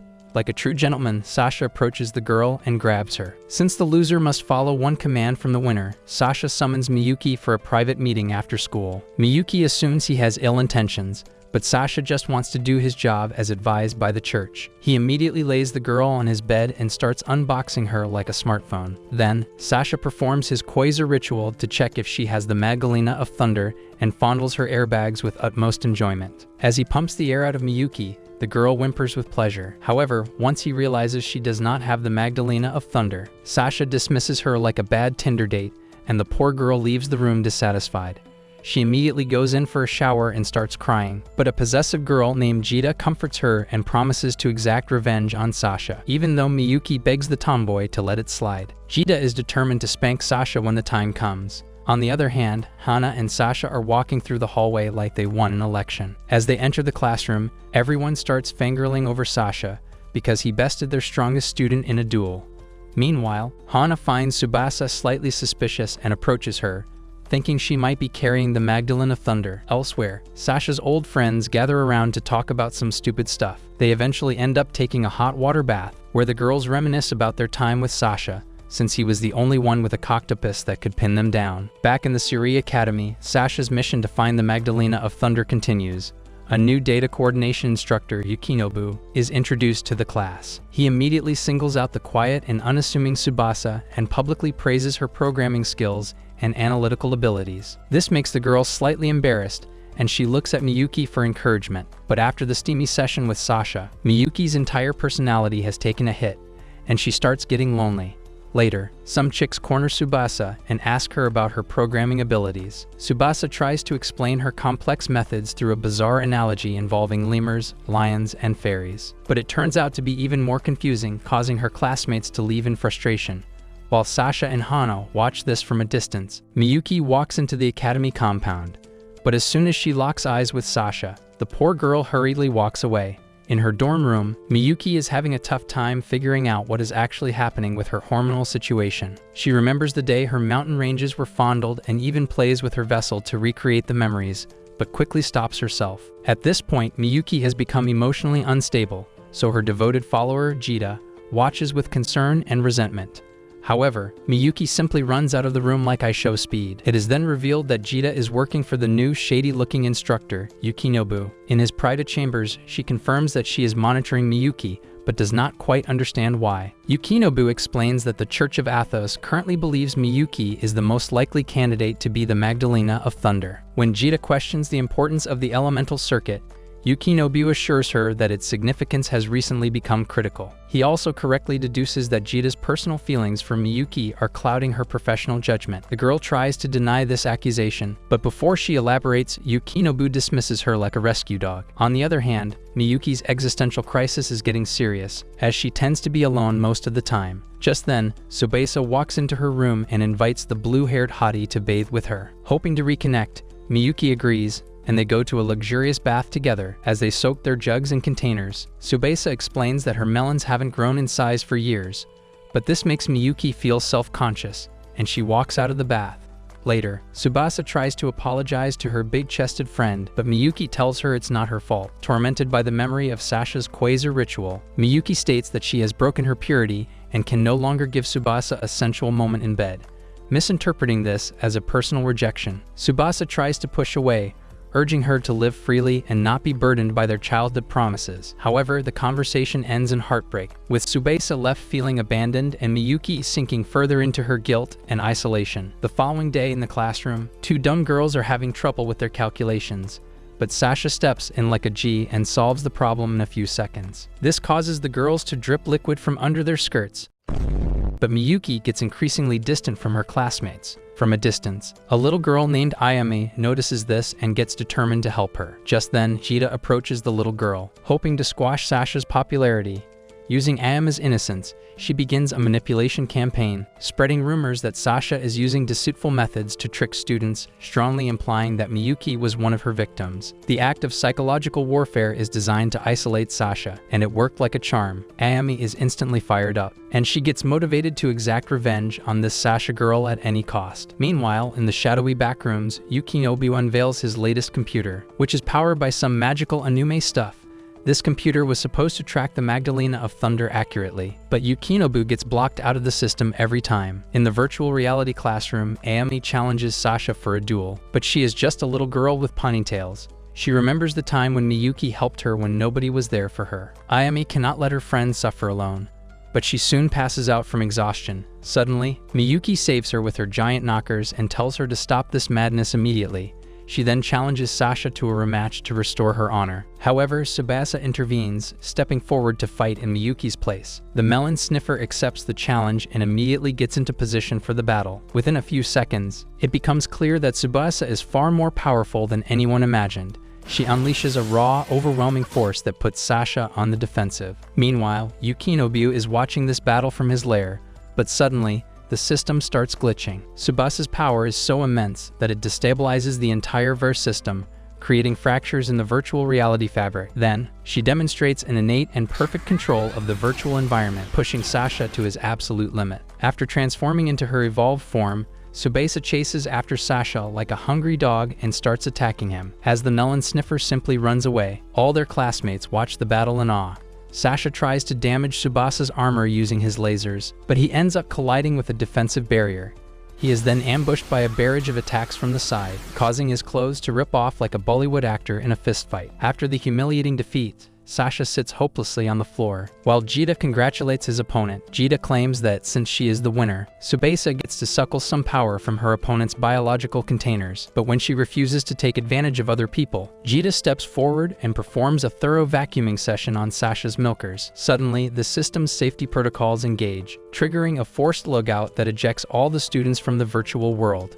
While the students surround Tsubasa and praise her, Jita gets a message from her boss, Yukinobu. In a text message, he reveals that Sasha is not a woman and that he is male undercover agent. For the first time in his life, Sasha experiences the sensation of having his soma drained from a female's perspective. This shocking experience gives him a new understanding of the very energy he regularly consumes. Hana starts teasing him for being a weakling, but Sasha immediately corners her and drains the soma out of her body. Meanwhile, in the shadowy backroom, Yukinobu has finally identified the true host of the High Ancient Circuit.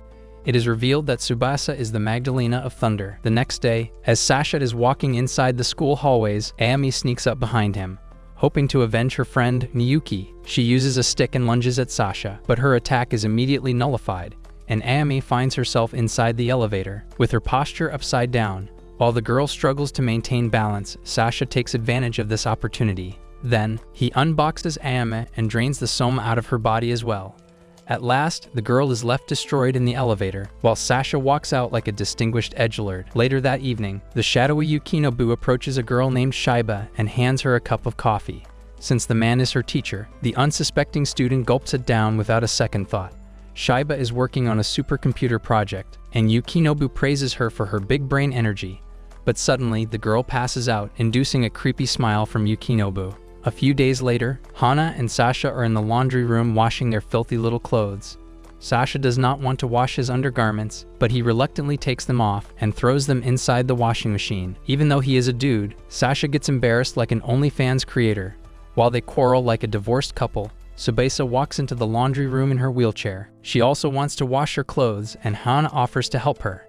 However, the girl ends up tripping on the shelf and accidentally pours detergent on top of Tsubasa. Later that night, Hana helps the girl to clean up, and she scrubs Tsubasa's back.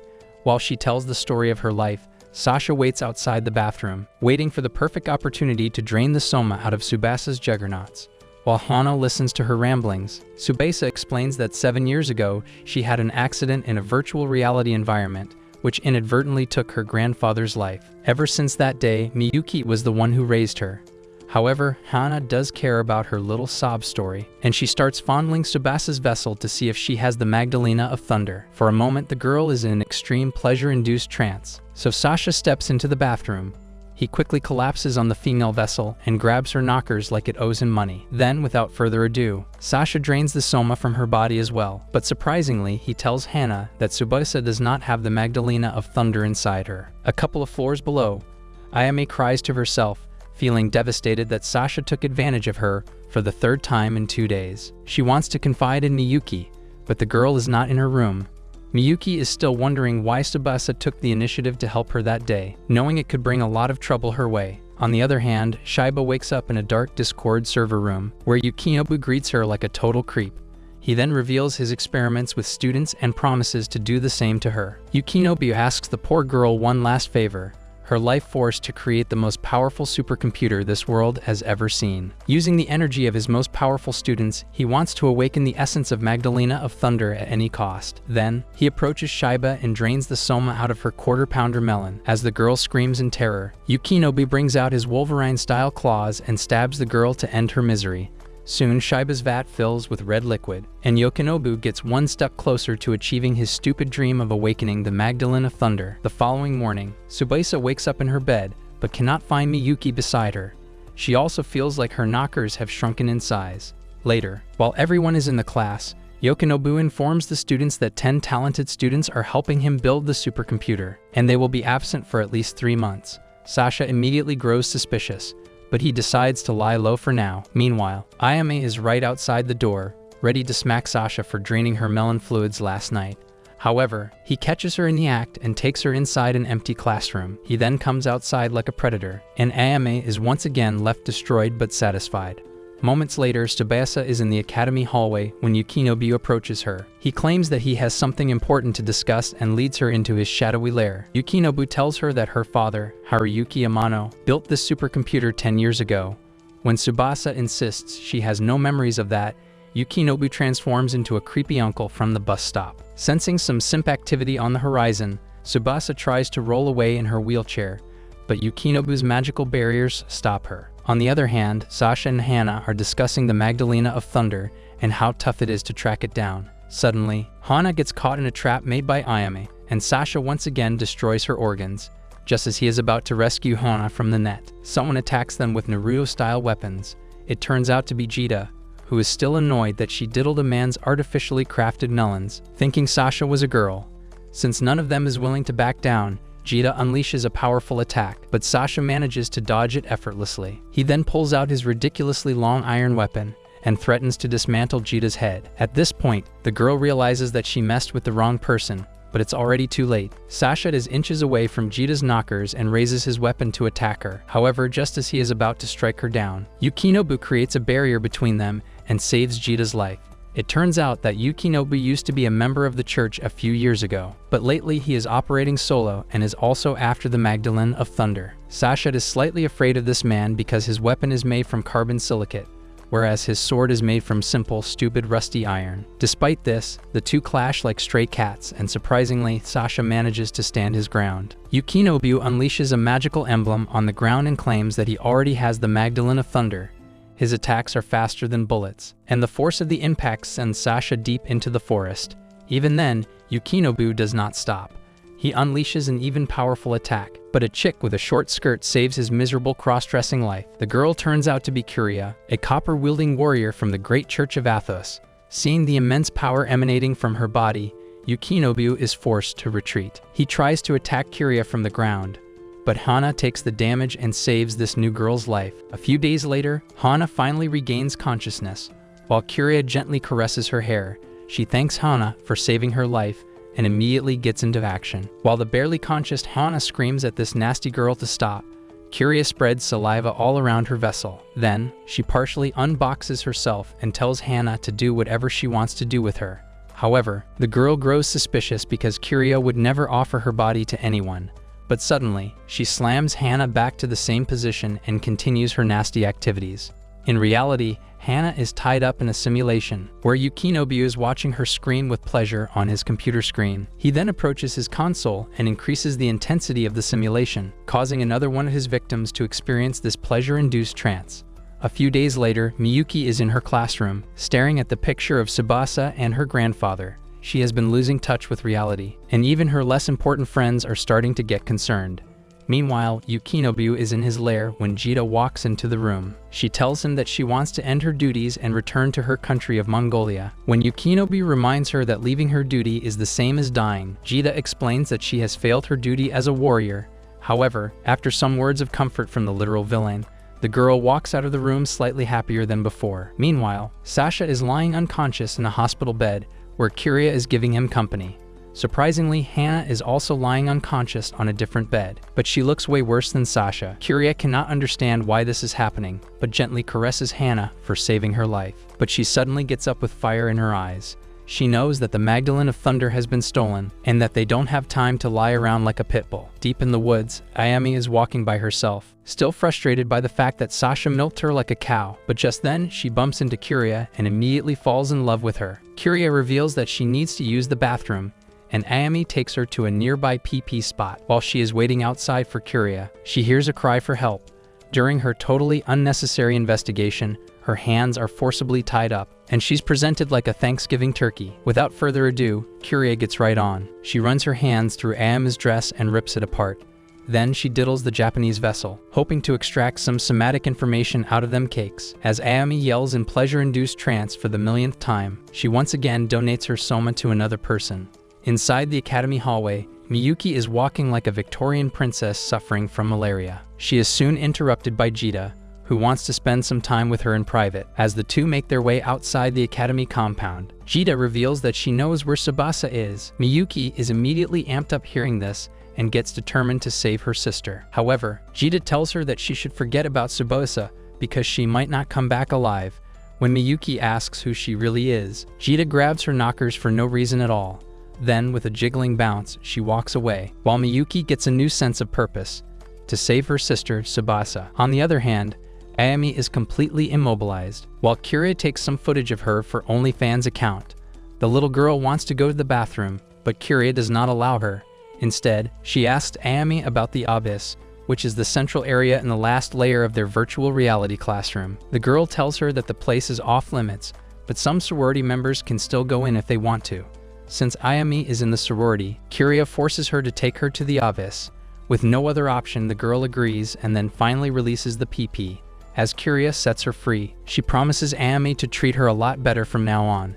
Then, she grabs Ayami's containers once again and does the same stupid routine. Meanwhile, Sasha is in a medically induced trance, thinking about how powerful his opponent Yukinobu was. He is then visited by his friends from the church, trying to motivate him. However, this makes Sasha furious in his sleep, and he tells the chicks to go away, but they show him how he really looks to make fun of him. Even when the girls continue bothering him in his dreams, Sasha cannot seem to wake up. The leader of the Church of Athos, Yuri, stands next to him, wondering if Sasha actually became a feminine man. He then wonders if Kiria alone will be able to handle the mission. On the other hand, Kiria has turned Ayami into her donkey, and they're trying to get inside the back doors of the virtual reality environment. Ayami is initially hesitant, but after a couple of slaps on the backside, she agrees to give Kiria access to the back door. Simultaneously, Yukinobu is conducting his experiment on Tsubasa. As the poor girl screams in pain, he uses his defensive spells, hoping to extract energy from her body. It turns out that finding the essence of Magdalena of Thunder is not an isolated project. He explains that to successfully extract the power, hundreds of silicon circuits are necessary. Then, the circuits have to be bundled into a large network with a powerful human mind.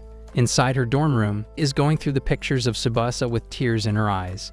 With a heavy heart, she deletes all the memories she has of her sister. On the other hand, Kiria and Ayami reach the back doors called the Abyss, where they see hundreds of girls screaming and begging for help. Kiria notices Hana in the distance and immediately sets off to save her. But suddenly, she is interrupted by Jita. The two face off in a nasty exchange, as both girls are extremely well-trained fighters. Since Jita has the home court advantage, she manages to fend off the attacks using a simulated environment. Ayami gets paranoid and tries to log out of the server, but Jita almost slices her body in half. At the same time, inside Yukinobu's lair, he notices a bright light glowing on Tsubasa's forehead. The supercomputer also lights up, and Yukinobu laughs maniacally. He has finally obtained the high ancient circuit, the Magdalene of Thunder. While all this is happening, a yellow orb falls out of the sky, and Miyuki is certain that her sister Tsubasa is in trouble. She promises not to let her sister transform into a monster and vows to protect her integrity. Miyuki grabs her artifact like a sausage, which emits a white liquid towards her neck. This transforms into an emblem, and Miyuki attracts all the powers her artifact had stored for centuries. Eventually, the depressed girl evolves into a Pokemon-type character and vows to destroy everyone who hurts Tsubasa. Meanwhile, Yukinobu still needs to bypass Tsubasa's grandfather's defense program, but he is awfully close to his goal. In a flashback, a young Miyuki discovers an artifact shaped like an ice horse.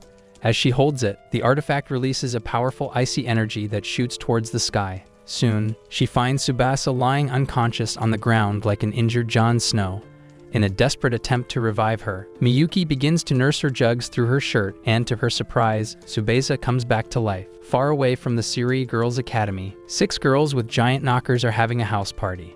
Sasha is also in the mix, and he seems to have completely accepted his fate as a girl. But as soon as they start talking about the center of gravity of their Unga Bungas, Sasha starts getting paranoid. Suddenly, he wakes up in the hospital, and it turns out that he just regained consciousness.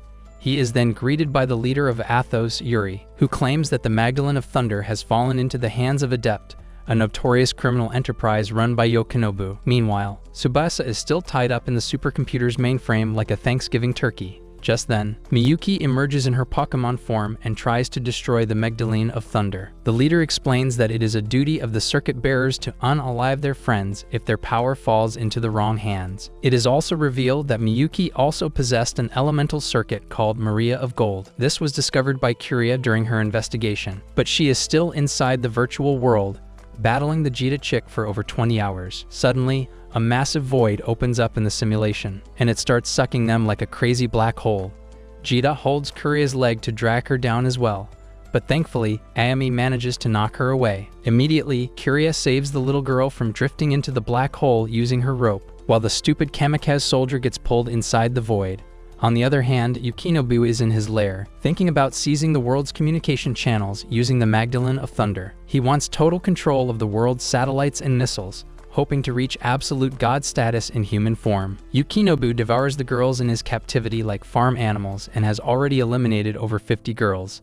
But this man was not always evil. It is revealed that when Yukinobu was young, his entire race of people were at the mercy of the government's power. The people were outraged by the humiliation, but there was nothing they could do. Due to this rage, Yukinobu manifested his destructive abilities from the god himself, and he eliminated multiple government soldiers with just his willpower. While his rage continued, he destroyed the entire city so that there would be no more suffering. In the present, the leader tells Sasha that Miyuki has destroyed the East Asian military facility, and she's getting even more destructive. He then orders his soldiers to destroy the Magdalene of Thunder and virtual reality, since that's the only way to stop this carnage. Sasha is hesitant to accept this mission because he will indirectly eliminate many innocent people, but the leader remains adamant. Furthermore, he claims that a special task force called Matura has already been dispatched. This group is God's proxies, and they are also called the Divine Punishment Enforcement Unit. While Sasha continues to act like a total freak, Yuri gives him an emergency atonement device, which has a built-in elemental circuit. Sasha is shocked to hear that this device can blow up the entire academy if anything goes south, but since he's the warrior for the church, he lights up his inner demon and gets ready for war. On the other hand, Miyuki finally gets in contact with her sister, Tsubasa. The little girl gets sad to see Miyuki in a demon form, but the Pokemon chick does not care. She claims that things like status and honor are meaningless, and that Tsubasa is the only one she cares about. While the little girl freaks out, Miyuki promises to take her to a place where they won't have to suffer. Suddenly, Tsubasa starts glitching in the simulation, before vanishing completely in the mainframe.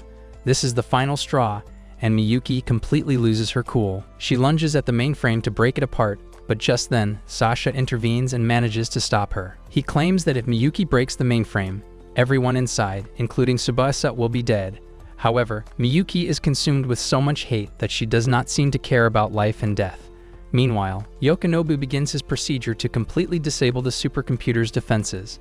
Unfortunately for him, his sinister plan is interrupted by Kuria, who assures him that his minion Jita was exterminated. Yokinobu has so much aura that he nonchalantly tells Kuria that he does not care about one less soldier in his team.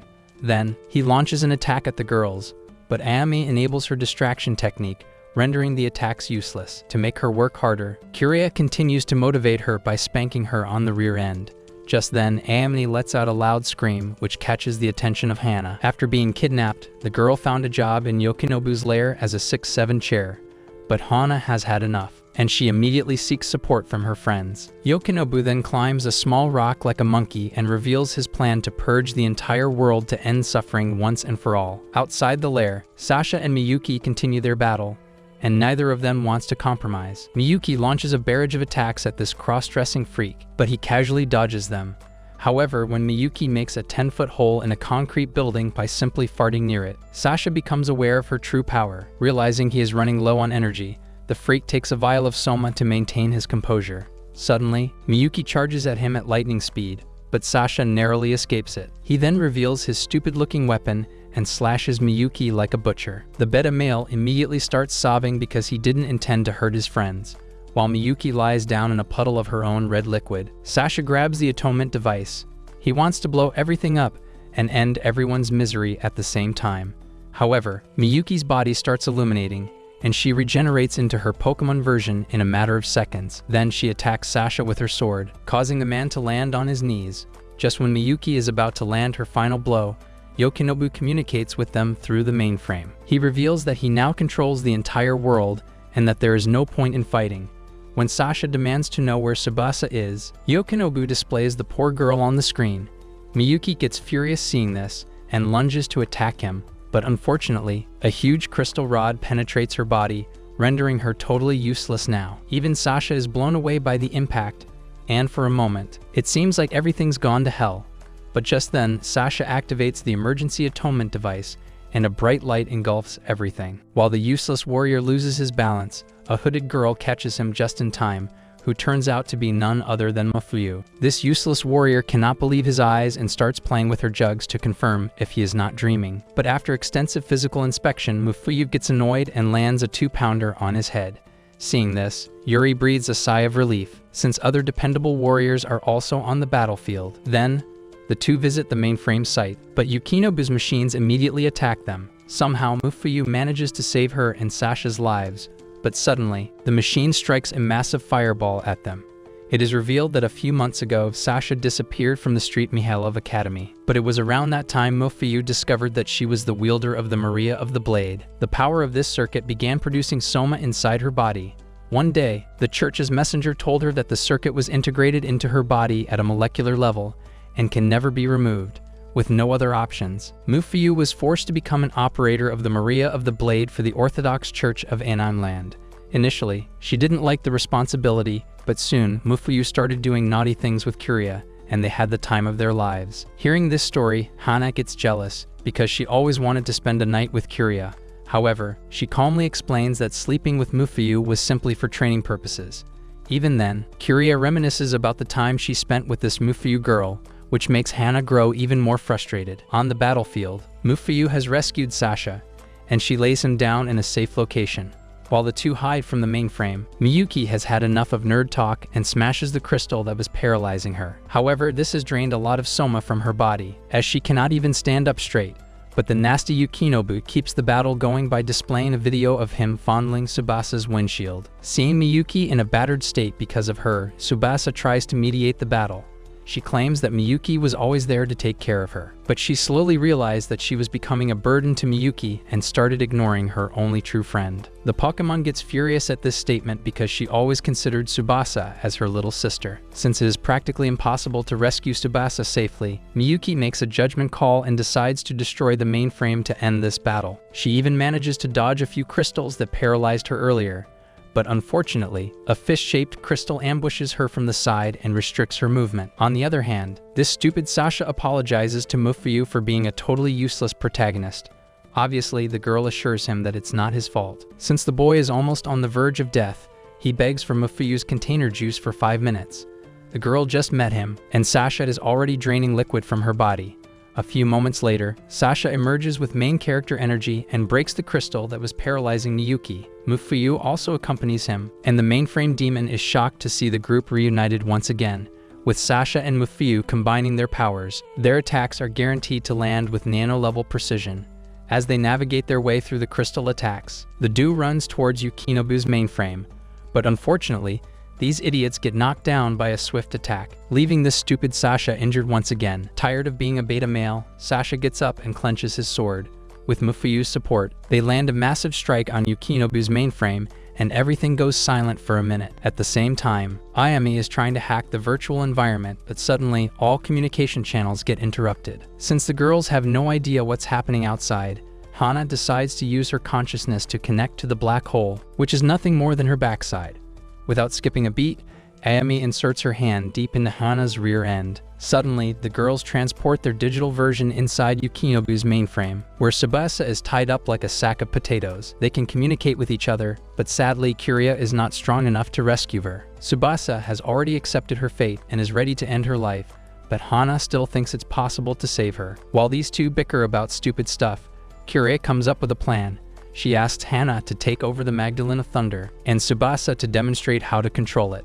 With everyone on the same page, the transfer process begins. Ayama flicks out her computer screens because inside the simulation, everyone is just a simple numerical block. Hana starts rubbing her body with Tsubasa, and they get even more intense as time goes on. Suddenly, the girls fuse their energy particles, which emanates a bright light throughout the city. This simple act of rubbing bodies together ends up freeing Tsubasa. While Hana inherits the Magdalene of Thunder, Yukinobu gets furious to see his plan destroyed, so he decides to self-destruct and eliminate everyone around him. However, the girls manage to log out of the simulation just in time. As the entire mainframe explodes into smithereens, Miyuki is finally reunited with Tsubasa, and Sasha comes face to face with Yukinobu. However, this creepy man starts stealing soma from some random girl's jugs, making Sasha's flagpole point true north. With this, the two engage in a brutal fight, and this time, Sasha is full of energy. He effortlessly dodges all of Yukinobu's attacks while carrying Tsubasa to a safe location. Then, he marches towards the creep with his weird-looking sword and slashes his body in half, successfully defeating his enemy. After the battle, life in the academy resumes, and the girls start doing girly stuff like nothing ever happened. Tsubasa is reunited with Miyuki, and they are happier than ever before. On the other hand, a shady-looking priest named Crawford is talking with Father Yuri. He starts ranting about punishing sinners and how Sasha should have handed over the Magdalene of Thunder to the Athos Grand Temple. However, Yuri pledges loyalty towards his warrior and defends Sasha's actions, claiming it was the right thing to do. Despite this, Crawford is more interested in his holy war than in basic wartime tactics. Meanwhile, Jida awakens in an unfamiliar room, completely disoriented and tied up like a turkey. Later, she takes a stroll in the woods, when she notices a girl nearby and immediately holds her hostage. The girl happens to be the student council president, who finds herself stripped out of her clothes. Without prior notice, Jida drains her soma like candy, and the girl loses consciousness. Moments later, while strolling through the academy, Tomo notices Jida and the president lying unconscious on the ground. She immediately takes them to the nursing station where the nurse, Urara, tells Tomo that Jida needs to rest. She claims that the crystal hanging from her chest is a magical device that converts pain into pleasure when she interacts with Soma. While Tomo finds this stuff fascinating, Urara reveals that removing the crystal forcibly would be fatal, even though it poses no immediate threat to Jida's daily life. Every time they flick the crystal, Jida screams with pleasure. Suddenly, she regains consciousness and Jida is immediately enamored to see two giant airbags hanging in front of her eyes. After the nurse departs, the girl feels a deep sense of dread as she has no idea what happened to her before regaining consciousness. Feeling helpless, Jida tries to go back to sleep, but the eccentric girl, Tomo, lies right beside her. When Jida tries to leave, the girl simply hugs her like a Japanese ditty.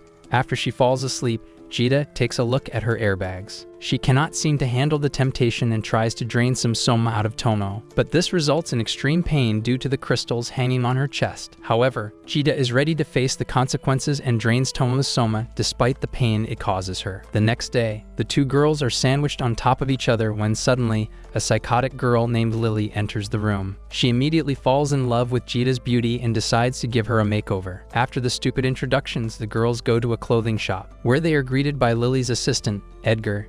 Inside, Lily tells Jida to get dressed in revealing outfits before the fortune-telling ceremony. But suddenly, the shop's owner stops them from acting like total idiots. Lily tries to mediate the situation, but the owner tells them about a sinister crime happening inside the academy. Some guys are collecting girls' pictures as a hobby and share them among their friends via Discord. This is a serious offense, but the criminals have not been arrested yet.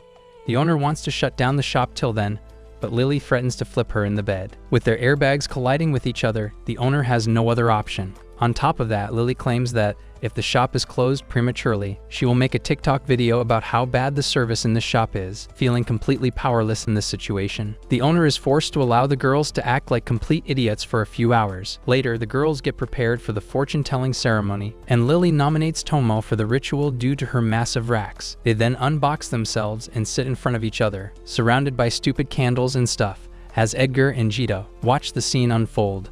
Lily starts draining Tomo's soma like a savage, as the sound of pleasure fills the room. After the ritual, the girls hide behind a bush outside the building, hoping to catch the criminals who are supplying girls' sensitive images. Suddenly, two guys emerge from the shadows, and they exchange a US drive for some cash. Lily immediately springs into action and tries to subdue the creeps. However, one of the guys sprays some chemical on her face, rendering her unconscious. As the creepy guys stare at Lily's giant unga bunga, they decide to take a picture to add to their collection. Just as they flip her over for a better view, Jita makes her entrance. The creep gets ready with his chemical spray, but the girl is far too experienced for an attack like that. However, when Tomo is held hostage by another creep, Jita is forced to change her strategy. Just as she is about to use her magical ability, the crystal on her chest glows red, and all her energy is drained from her body. The force from her body causes the ground to shatter, but soon, she cannot even move due to extreme exhaustion. As the creep celebrates this stupid move, Jita tries to get back to her feet, but she falls down every time. Just then, the criminal slashes Tomo's clothes and Jita, filled with anger, charges at him. But the man effortlessly dodges her attack and holds her at knife point. Just when the girls are about to give up their dignity, Urara rushes to the scene and throws a magic crystal at Tomo's melons. She explains that this crystal can cause massive damage if used carefully. But before she can finish, Tomo's marshmallows start glowing and she transforms into a freaky-looking anime girl. Before she can process what's happening, her knockers are exposed and the tips grow in size. Suddenly, the airbags start throwing fire like a flamethrower, and she accidentally chops down a massive tree. For a moment, Urara wonders if this was the right decision. But looking at Tomo's power upgrade, even Jita is left in total shock. The next day in class, Jita formally introduces herself in front of the class as the newest member of the Street Mihailov's Academy. Just then, another student enters the room, and it's none other than the ugly Sasha. He is in his normal male version since they are no longer in Suri Academy. While Tomo celebrates his admission internally, Mufuyu also barges into the room like she's holding a big, fat stream of pee-pee. Finally reunited with her childhood friend, Tomo's happiness knows no bounds, and the two lock eyes passionately. The following day, Mufuyu and Tomo are in the hot bath, spending a steamy time with each other. Ever since the Battle of Yukinobu, the girls got separated, but now, they are finally reunited. For no reason at all, Tomo gets up and reaches out to hug Mufuyu, but the creepy red-haired girl does not seem to mind. The girls talk about how much they've missed each other and share stories about their battle experiences. But as soon as the conversation gets boring, Tomo surprises her friend with a surprise airbag rubbing session. Mufuyu thoroughly enjoys this experience, but it is revealed that Jita is also taking advantage of this sight from a distance. However, she is caught red-handed by Sasha, who also wanted to take a peek. Hearing the commotion outside, Tomo and Mufuyu both get out, ready to land a series of attacks on the freaks snooping around. The next day in class, Sasha yawns so bad that it attracts his teacher's attention, but the nonchalant dude simply tells her that her lecture is boring. Furious by this, she calls Sasha to solve an extremely tough equation, but he completes it in a few seconds. As a reward to himself, Sasha grabs his teacher's knockers, and surprisingly, the woman enjoys the experience more than anything. Tomo and Mufuyu are shell-shocked by this sight, but Sasha tries to remain a Sigma. Just then, Mufuyu slaps him on the head, telling him that battle rewards do not apply in the classroom. She then trips him over like a sack of potatoes and forces him to listen to her stupid logic. However, the warrior mentality in Sasha is permanent, and he tells the red-haired chick that rewards after victory are a natural part of life. Eventually, he is forced to apologize, and all the girls in the class are shocked to see how powerful Mufuyu has become after the battle. Meanwhile, a little girl named Fumika has fallen in love with Sasha, as her skirt gets filled with human gravy. Later, she tells Hana about her feelings and starts acting like a complete idiot. Hana convinces her to confess her feelings, but Fumika gets embarrassed by the mere thought of a confession. Just then, the annoying Lily makes her appearance, and she offers to do a special fortune-telling session free of cost. She claims to have the power of God, and Fumika immediately believes her, but Hana has seen better things in her life. As she begins her fortune-telling session for Fumika's life, she tells her that nothing can save her. When Lily tells her that an exorcism is the only remedy, Fumika believes it and leaves the room to prepare. The little girl is ready to do literally anything to be loved by Sasha, completely unaware of the fact that he is still loyal to the Temple of Athos and his boss Yuri. In a video call, Sasha tells him that Jita's presence is bugging him since the girl was playing from the enemy's side. However, Yuri tells him to chill out and bang a new Homo sapien every night. Sasha is ready to get back to another mission, but Yuri reveals an important piece of information. He claims that after the incident with Yukinobu's mainframe, Father Crawford has been acting like a piece of garbage, and that he might cook up some plans to unalive him. Later that evening, as everyone sits down for dinner, Jida looks visibly uncomfortable sharing a table with her ex-enemy Sasha. The two quarrel like rabid dogs, leaving the other girls in an uncomfortable situation. However, seeing Jida genuinely freak out, Tomo grabs her hand to calm her down. She tells Jida to relax, and like some kind of hypnosis, the girl gets rid of her hysteria. On the other hand, Kiria and Hana are having their own little ceremony in the bathroom. Hana submits herself to this chick, and Kiria even hits her with a whip. Weirdly, she seems to enjoy being in this submissive position, even though Hana is the one who currently wields the power of the Magdalene of Thunder. The following day, Fumika is shocked to see Hana plastered up like a war veteran.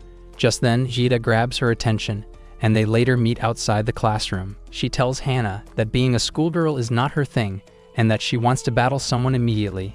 Hearing this, Hana comes up with an idea, and she takes the chick to the arcade. There, the annoying Lily once again appears, and she unveils all the facilities available in this place. While the girls are not sure why this witch is always amped up like an electrical grid, Lily threatens them with a life sentence. Just then, Sasha interrupts the girly talk as he prepares to impress them with his bowling skills. Desperate for a battle, Jida challenges him to a duel, and they both get into their warrior mode. Sasha goes first, and as the girls watch with glee in their eyes, he shoots the ball with all his might. However, the ball slides right into the gutter, and he scores a whopping 0 points. All his girlfriends had high hopes for him, but the warrior apparently sucks at this game. Jida goes next, and for a moment, her strike looks promising. Unfortunately, even her ball slides right into the gutter. The match continues for another hour, and they cannot seem to land a single strike at the pins. Amid all this chaos, Fumika walks up to the ramp, and the entire hall stops to a screeching halt.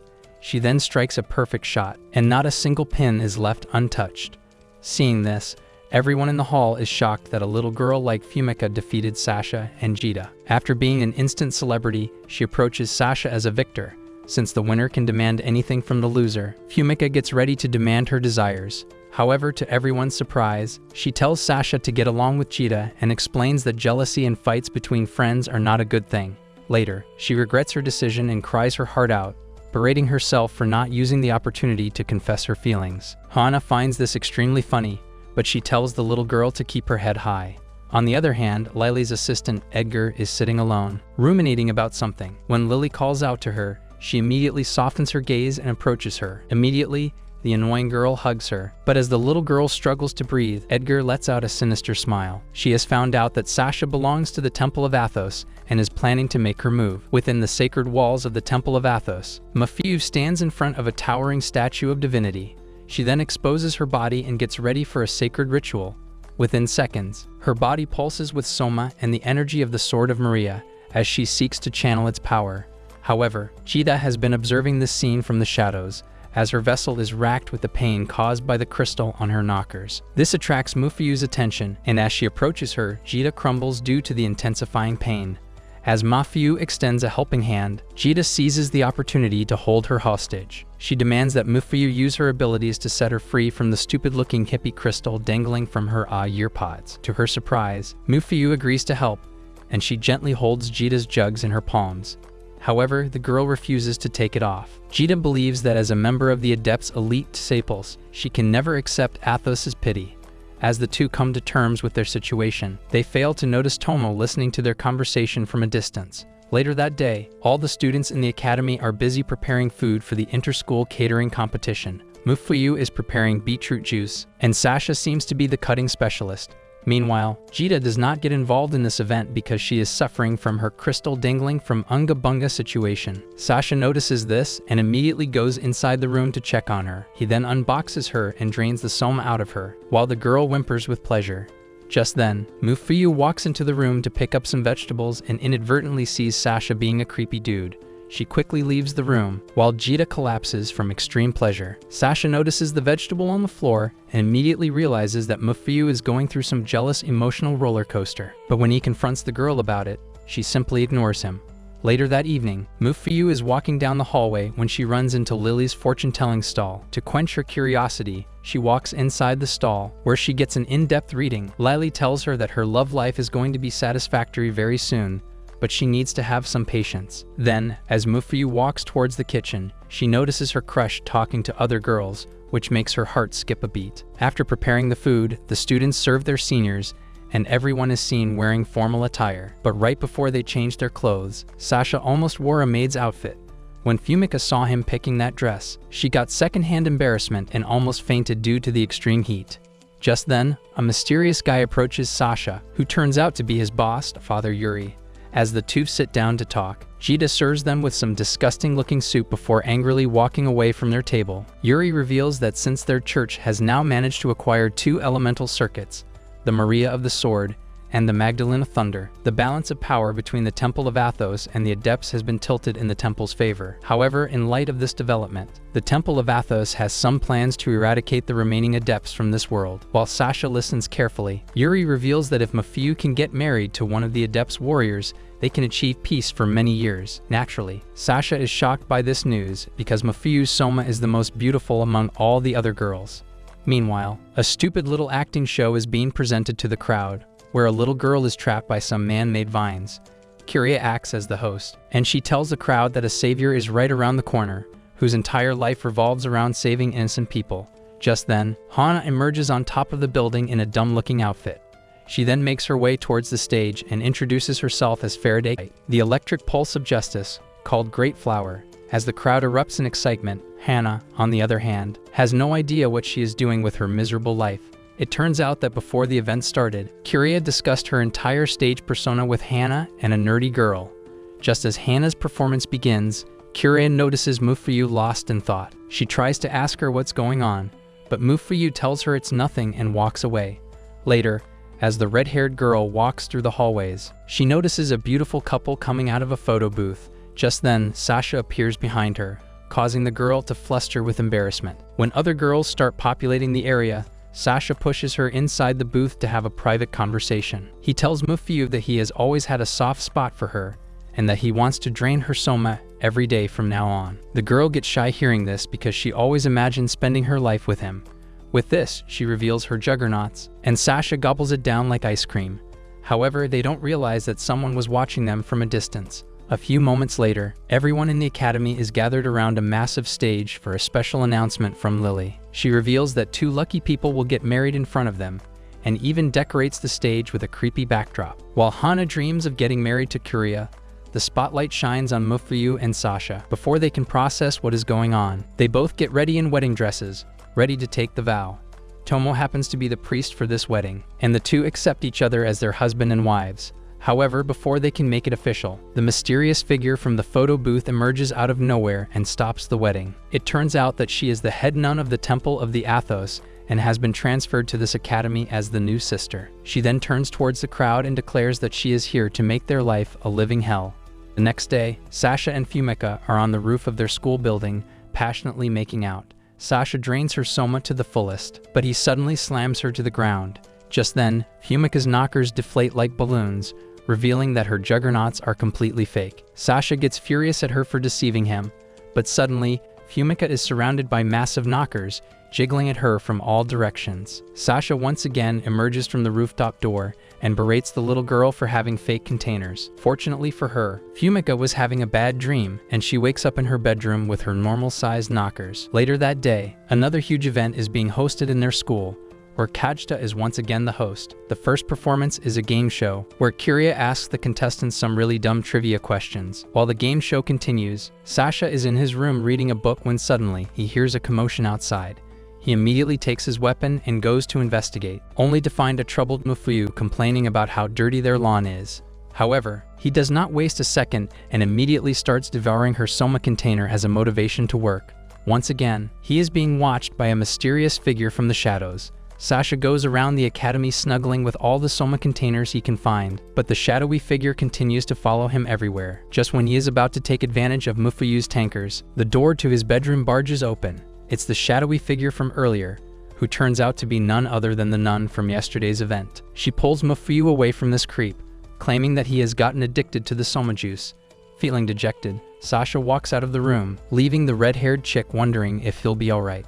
Now that he won't be able to sniff soma from the academy's girls, Tomo assures him that he will be fine. She even offers her own juicy knocker boots to this creep, and he immediately starts devouring them like a savage. However, the nun notices this and turns him into a human airplane turbine. Fortunately for him, it was all a nasty dream. Even then, he later meets with his boss, Yuri, who tells him to start a new way of living, in which he turns himself into a monk. Every time he thinks of Soma, he reminds himself to activate monk mode mentality and keep going. However, this experiment turns him into a literal zombie, and he shuffles around the academy like a dead person. Finally, after hours of continued efforts, Sasha finally beat his Soma addiction, which came as a surprise to everyone around him. On the other hand, Kiria is also dealing with the same kind of addiction, where he hosts events and devours Soma like a wild animal. But since Hana has a smaller melon size, she talks about being left out with Fumika, who also happens to have peanuts on her torso. Fumika is serious about this, and she has done thorough research on how to grow their knockers without making them extremely fake. She claims that 90% of knockers are filled with human fat, so Hana comes up with a stupid idea. She decides to get a fat implant to make them look like Mufuyu's basketballs. To her disappointment, Fukima explains that while getting fat implants, all the other areas of their bodies also get fat, which is not exactly the look they are trying to achieve. They then discuss whose knockers are fake in the academy, but eventually decide to see the nurse for some expert opinion. Immediately, the girls go to Urara's office to consult her, and she claims that having a boyfriend has a major impact on Ungabunga's size. As the girls get more and more impatient, she pulls out a handbook on how to grow their biological basketballs. Fukima deduces that if their boyfriends gently massage their airbags twice a day, their knockers will definitely increase in size. Even after hours of contemplation and planning, the girls can't seem to reach a conclusion, so they decide to wait it out. Since they are still in their teenage years, they figure they can simply wait for a few more years for nature to do its thing. Just then, Mufuyu and Tomo enter the room for a normal get-together, but Hana and Fumika immediately get defensive and start yelling at them. Later that evening, Tomo and Mufuyu are studying together when Tomo decides to call it a day and go to bed. She goes to sleep, determined to wake up early the next morning, and sets 2 different alarms. However, when the alarm bell rings, Tomo does not wake up. Multiple alarms go off, and this results in Mufuyu's sleep cycle being completely wrecked. She stumbles through the school's hallway like a dead zombie, and Lily intercepts her midway. They then go to Lily's fortune-telling studio, where she advises Mufuyu on how to have a better sleep cycle even when her friend is a total nutcracker. But just as they reach a conclusion, an alarm bell goes off, signaling Lily that their 20-minute consultation has just ended. On the other hand, the game show hosted by Kiria is still going strong. Her only motivation to do this is to later devour the losing contestants' juggernauts. In this filth-infested game show, there are no censor boards, and Kiria is free to abandon all human rights issues. As the contestants all struggle to breathe and maintain their balance, she tells the audience to keep watching her stupid show.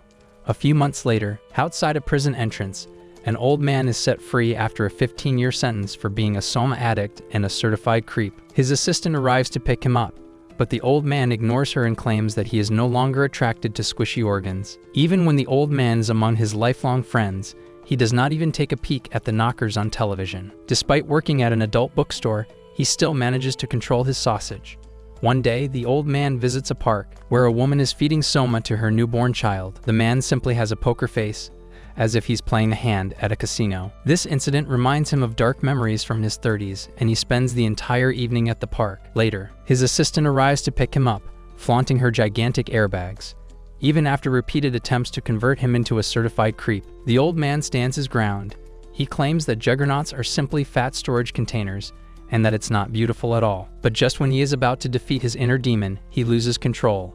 He approaches his assistant and takes off her coverings. In the middle of the park, he devours his young assistant's fat storage containers and expresses his gratitude to the International Breast Research Society. On the other side of town, all the girls from the academy visit a natural hot water spring to relax their tense muscles. A group of girls lines up under a running stream of water and talks about how nice it is to have a hot spring outlet at this resort. Hearing this, the annoying Lily separates herself from the crowd and declares that after conducting a thorough geological survey, she found out that the school grounds have a promising hot spring source. Meanwhile, a handful of other girls are having the most difficult time of their lives. The scary nun is acting like a military commander, forcing them to run through the beach.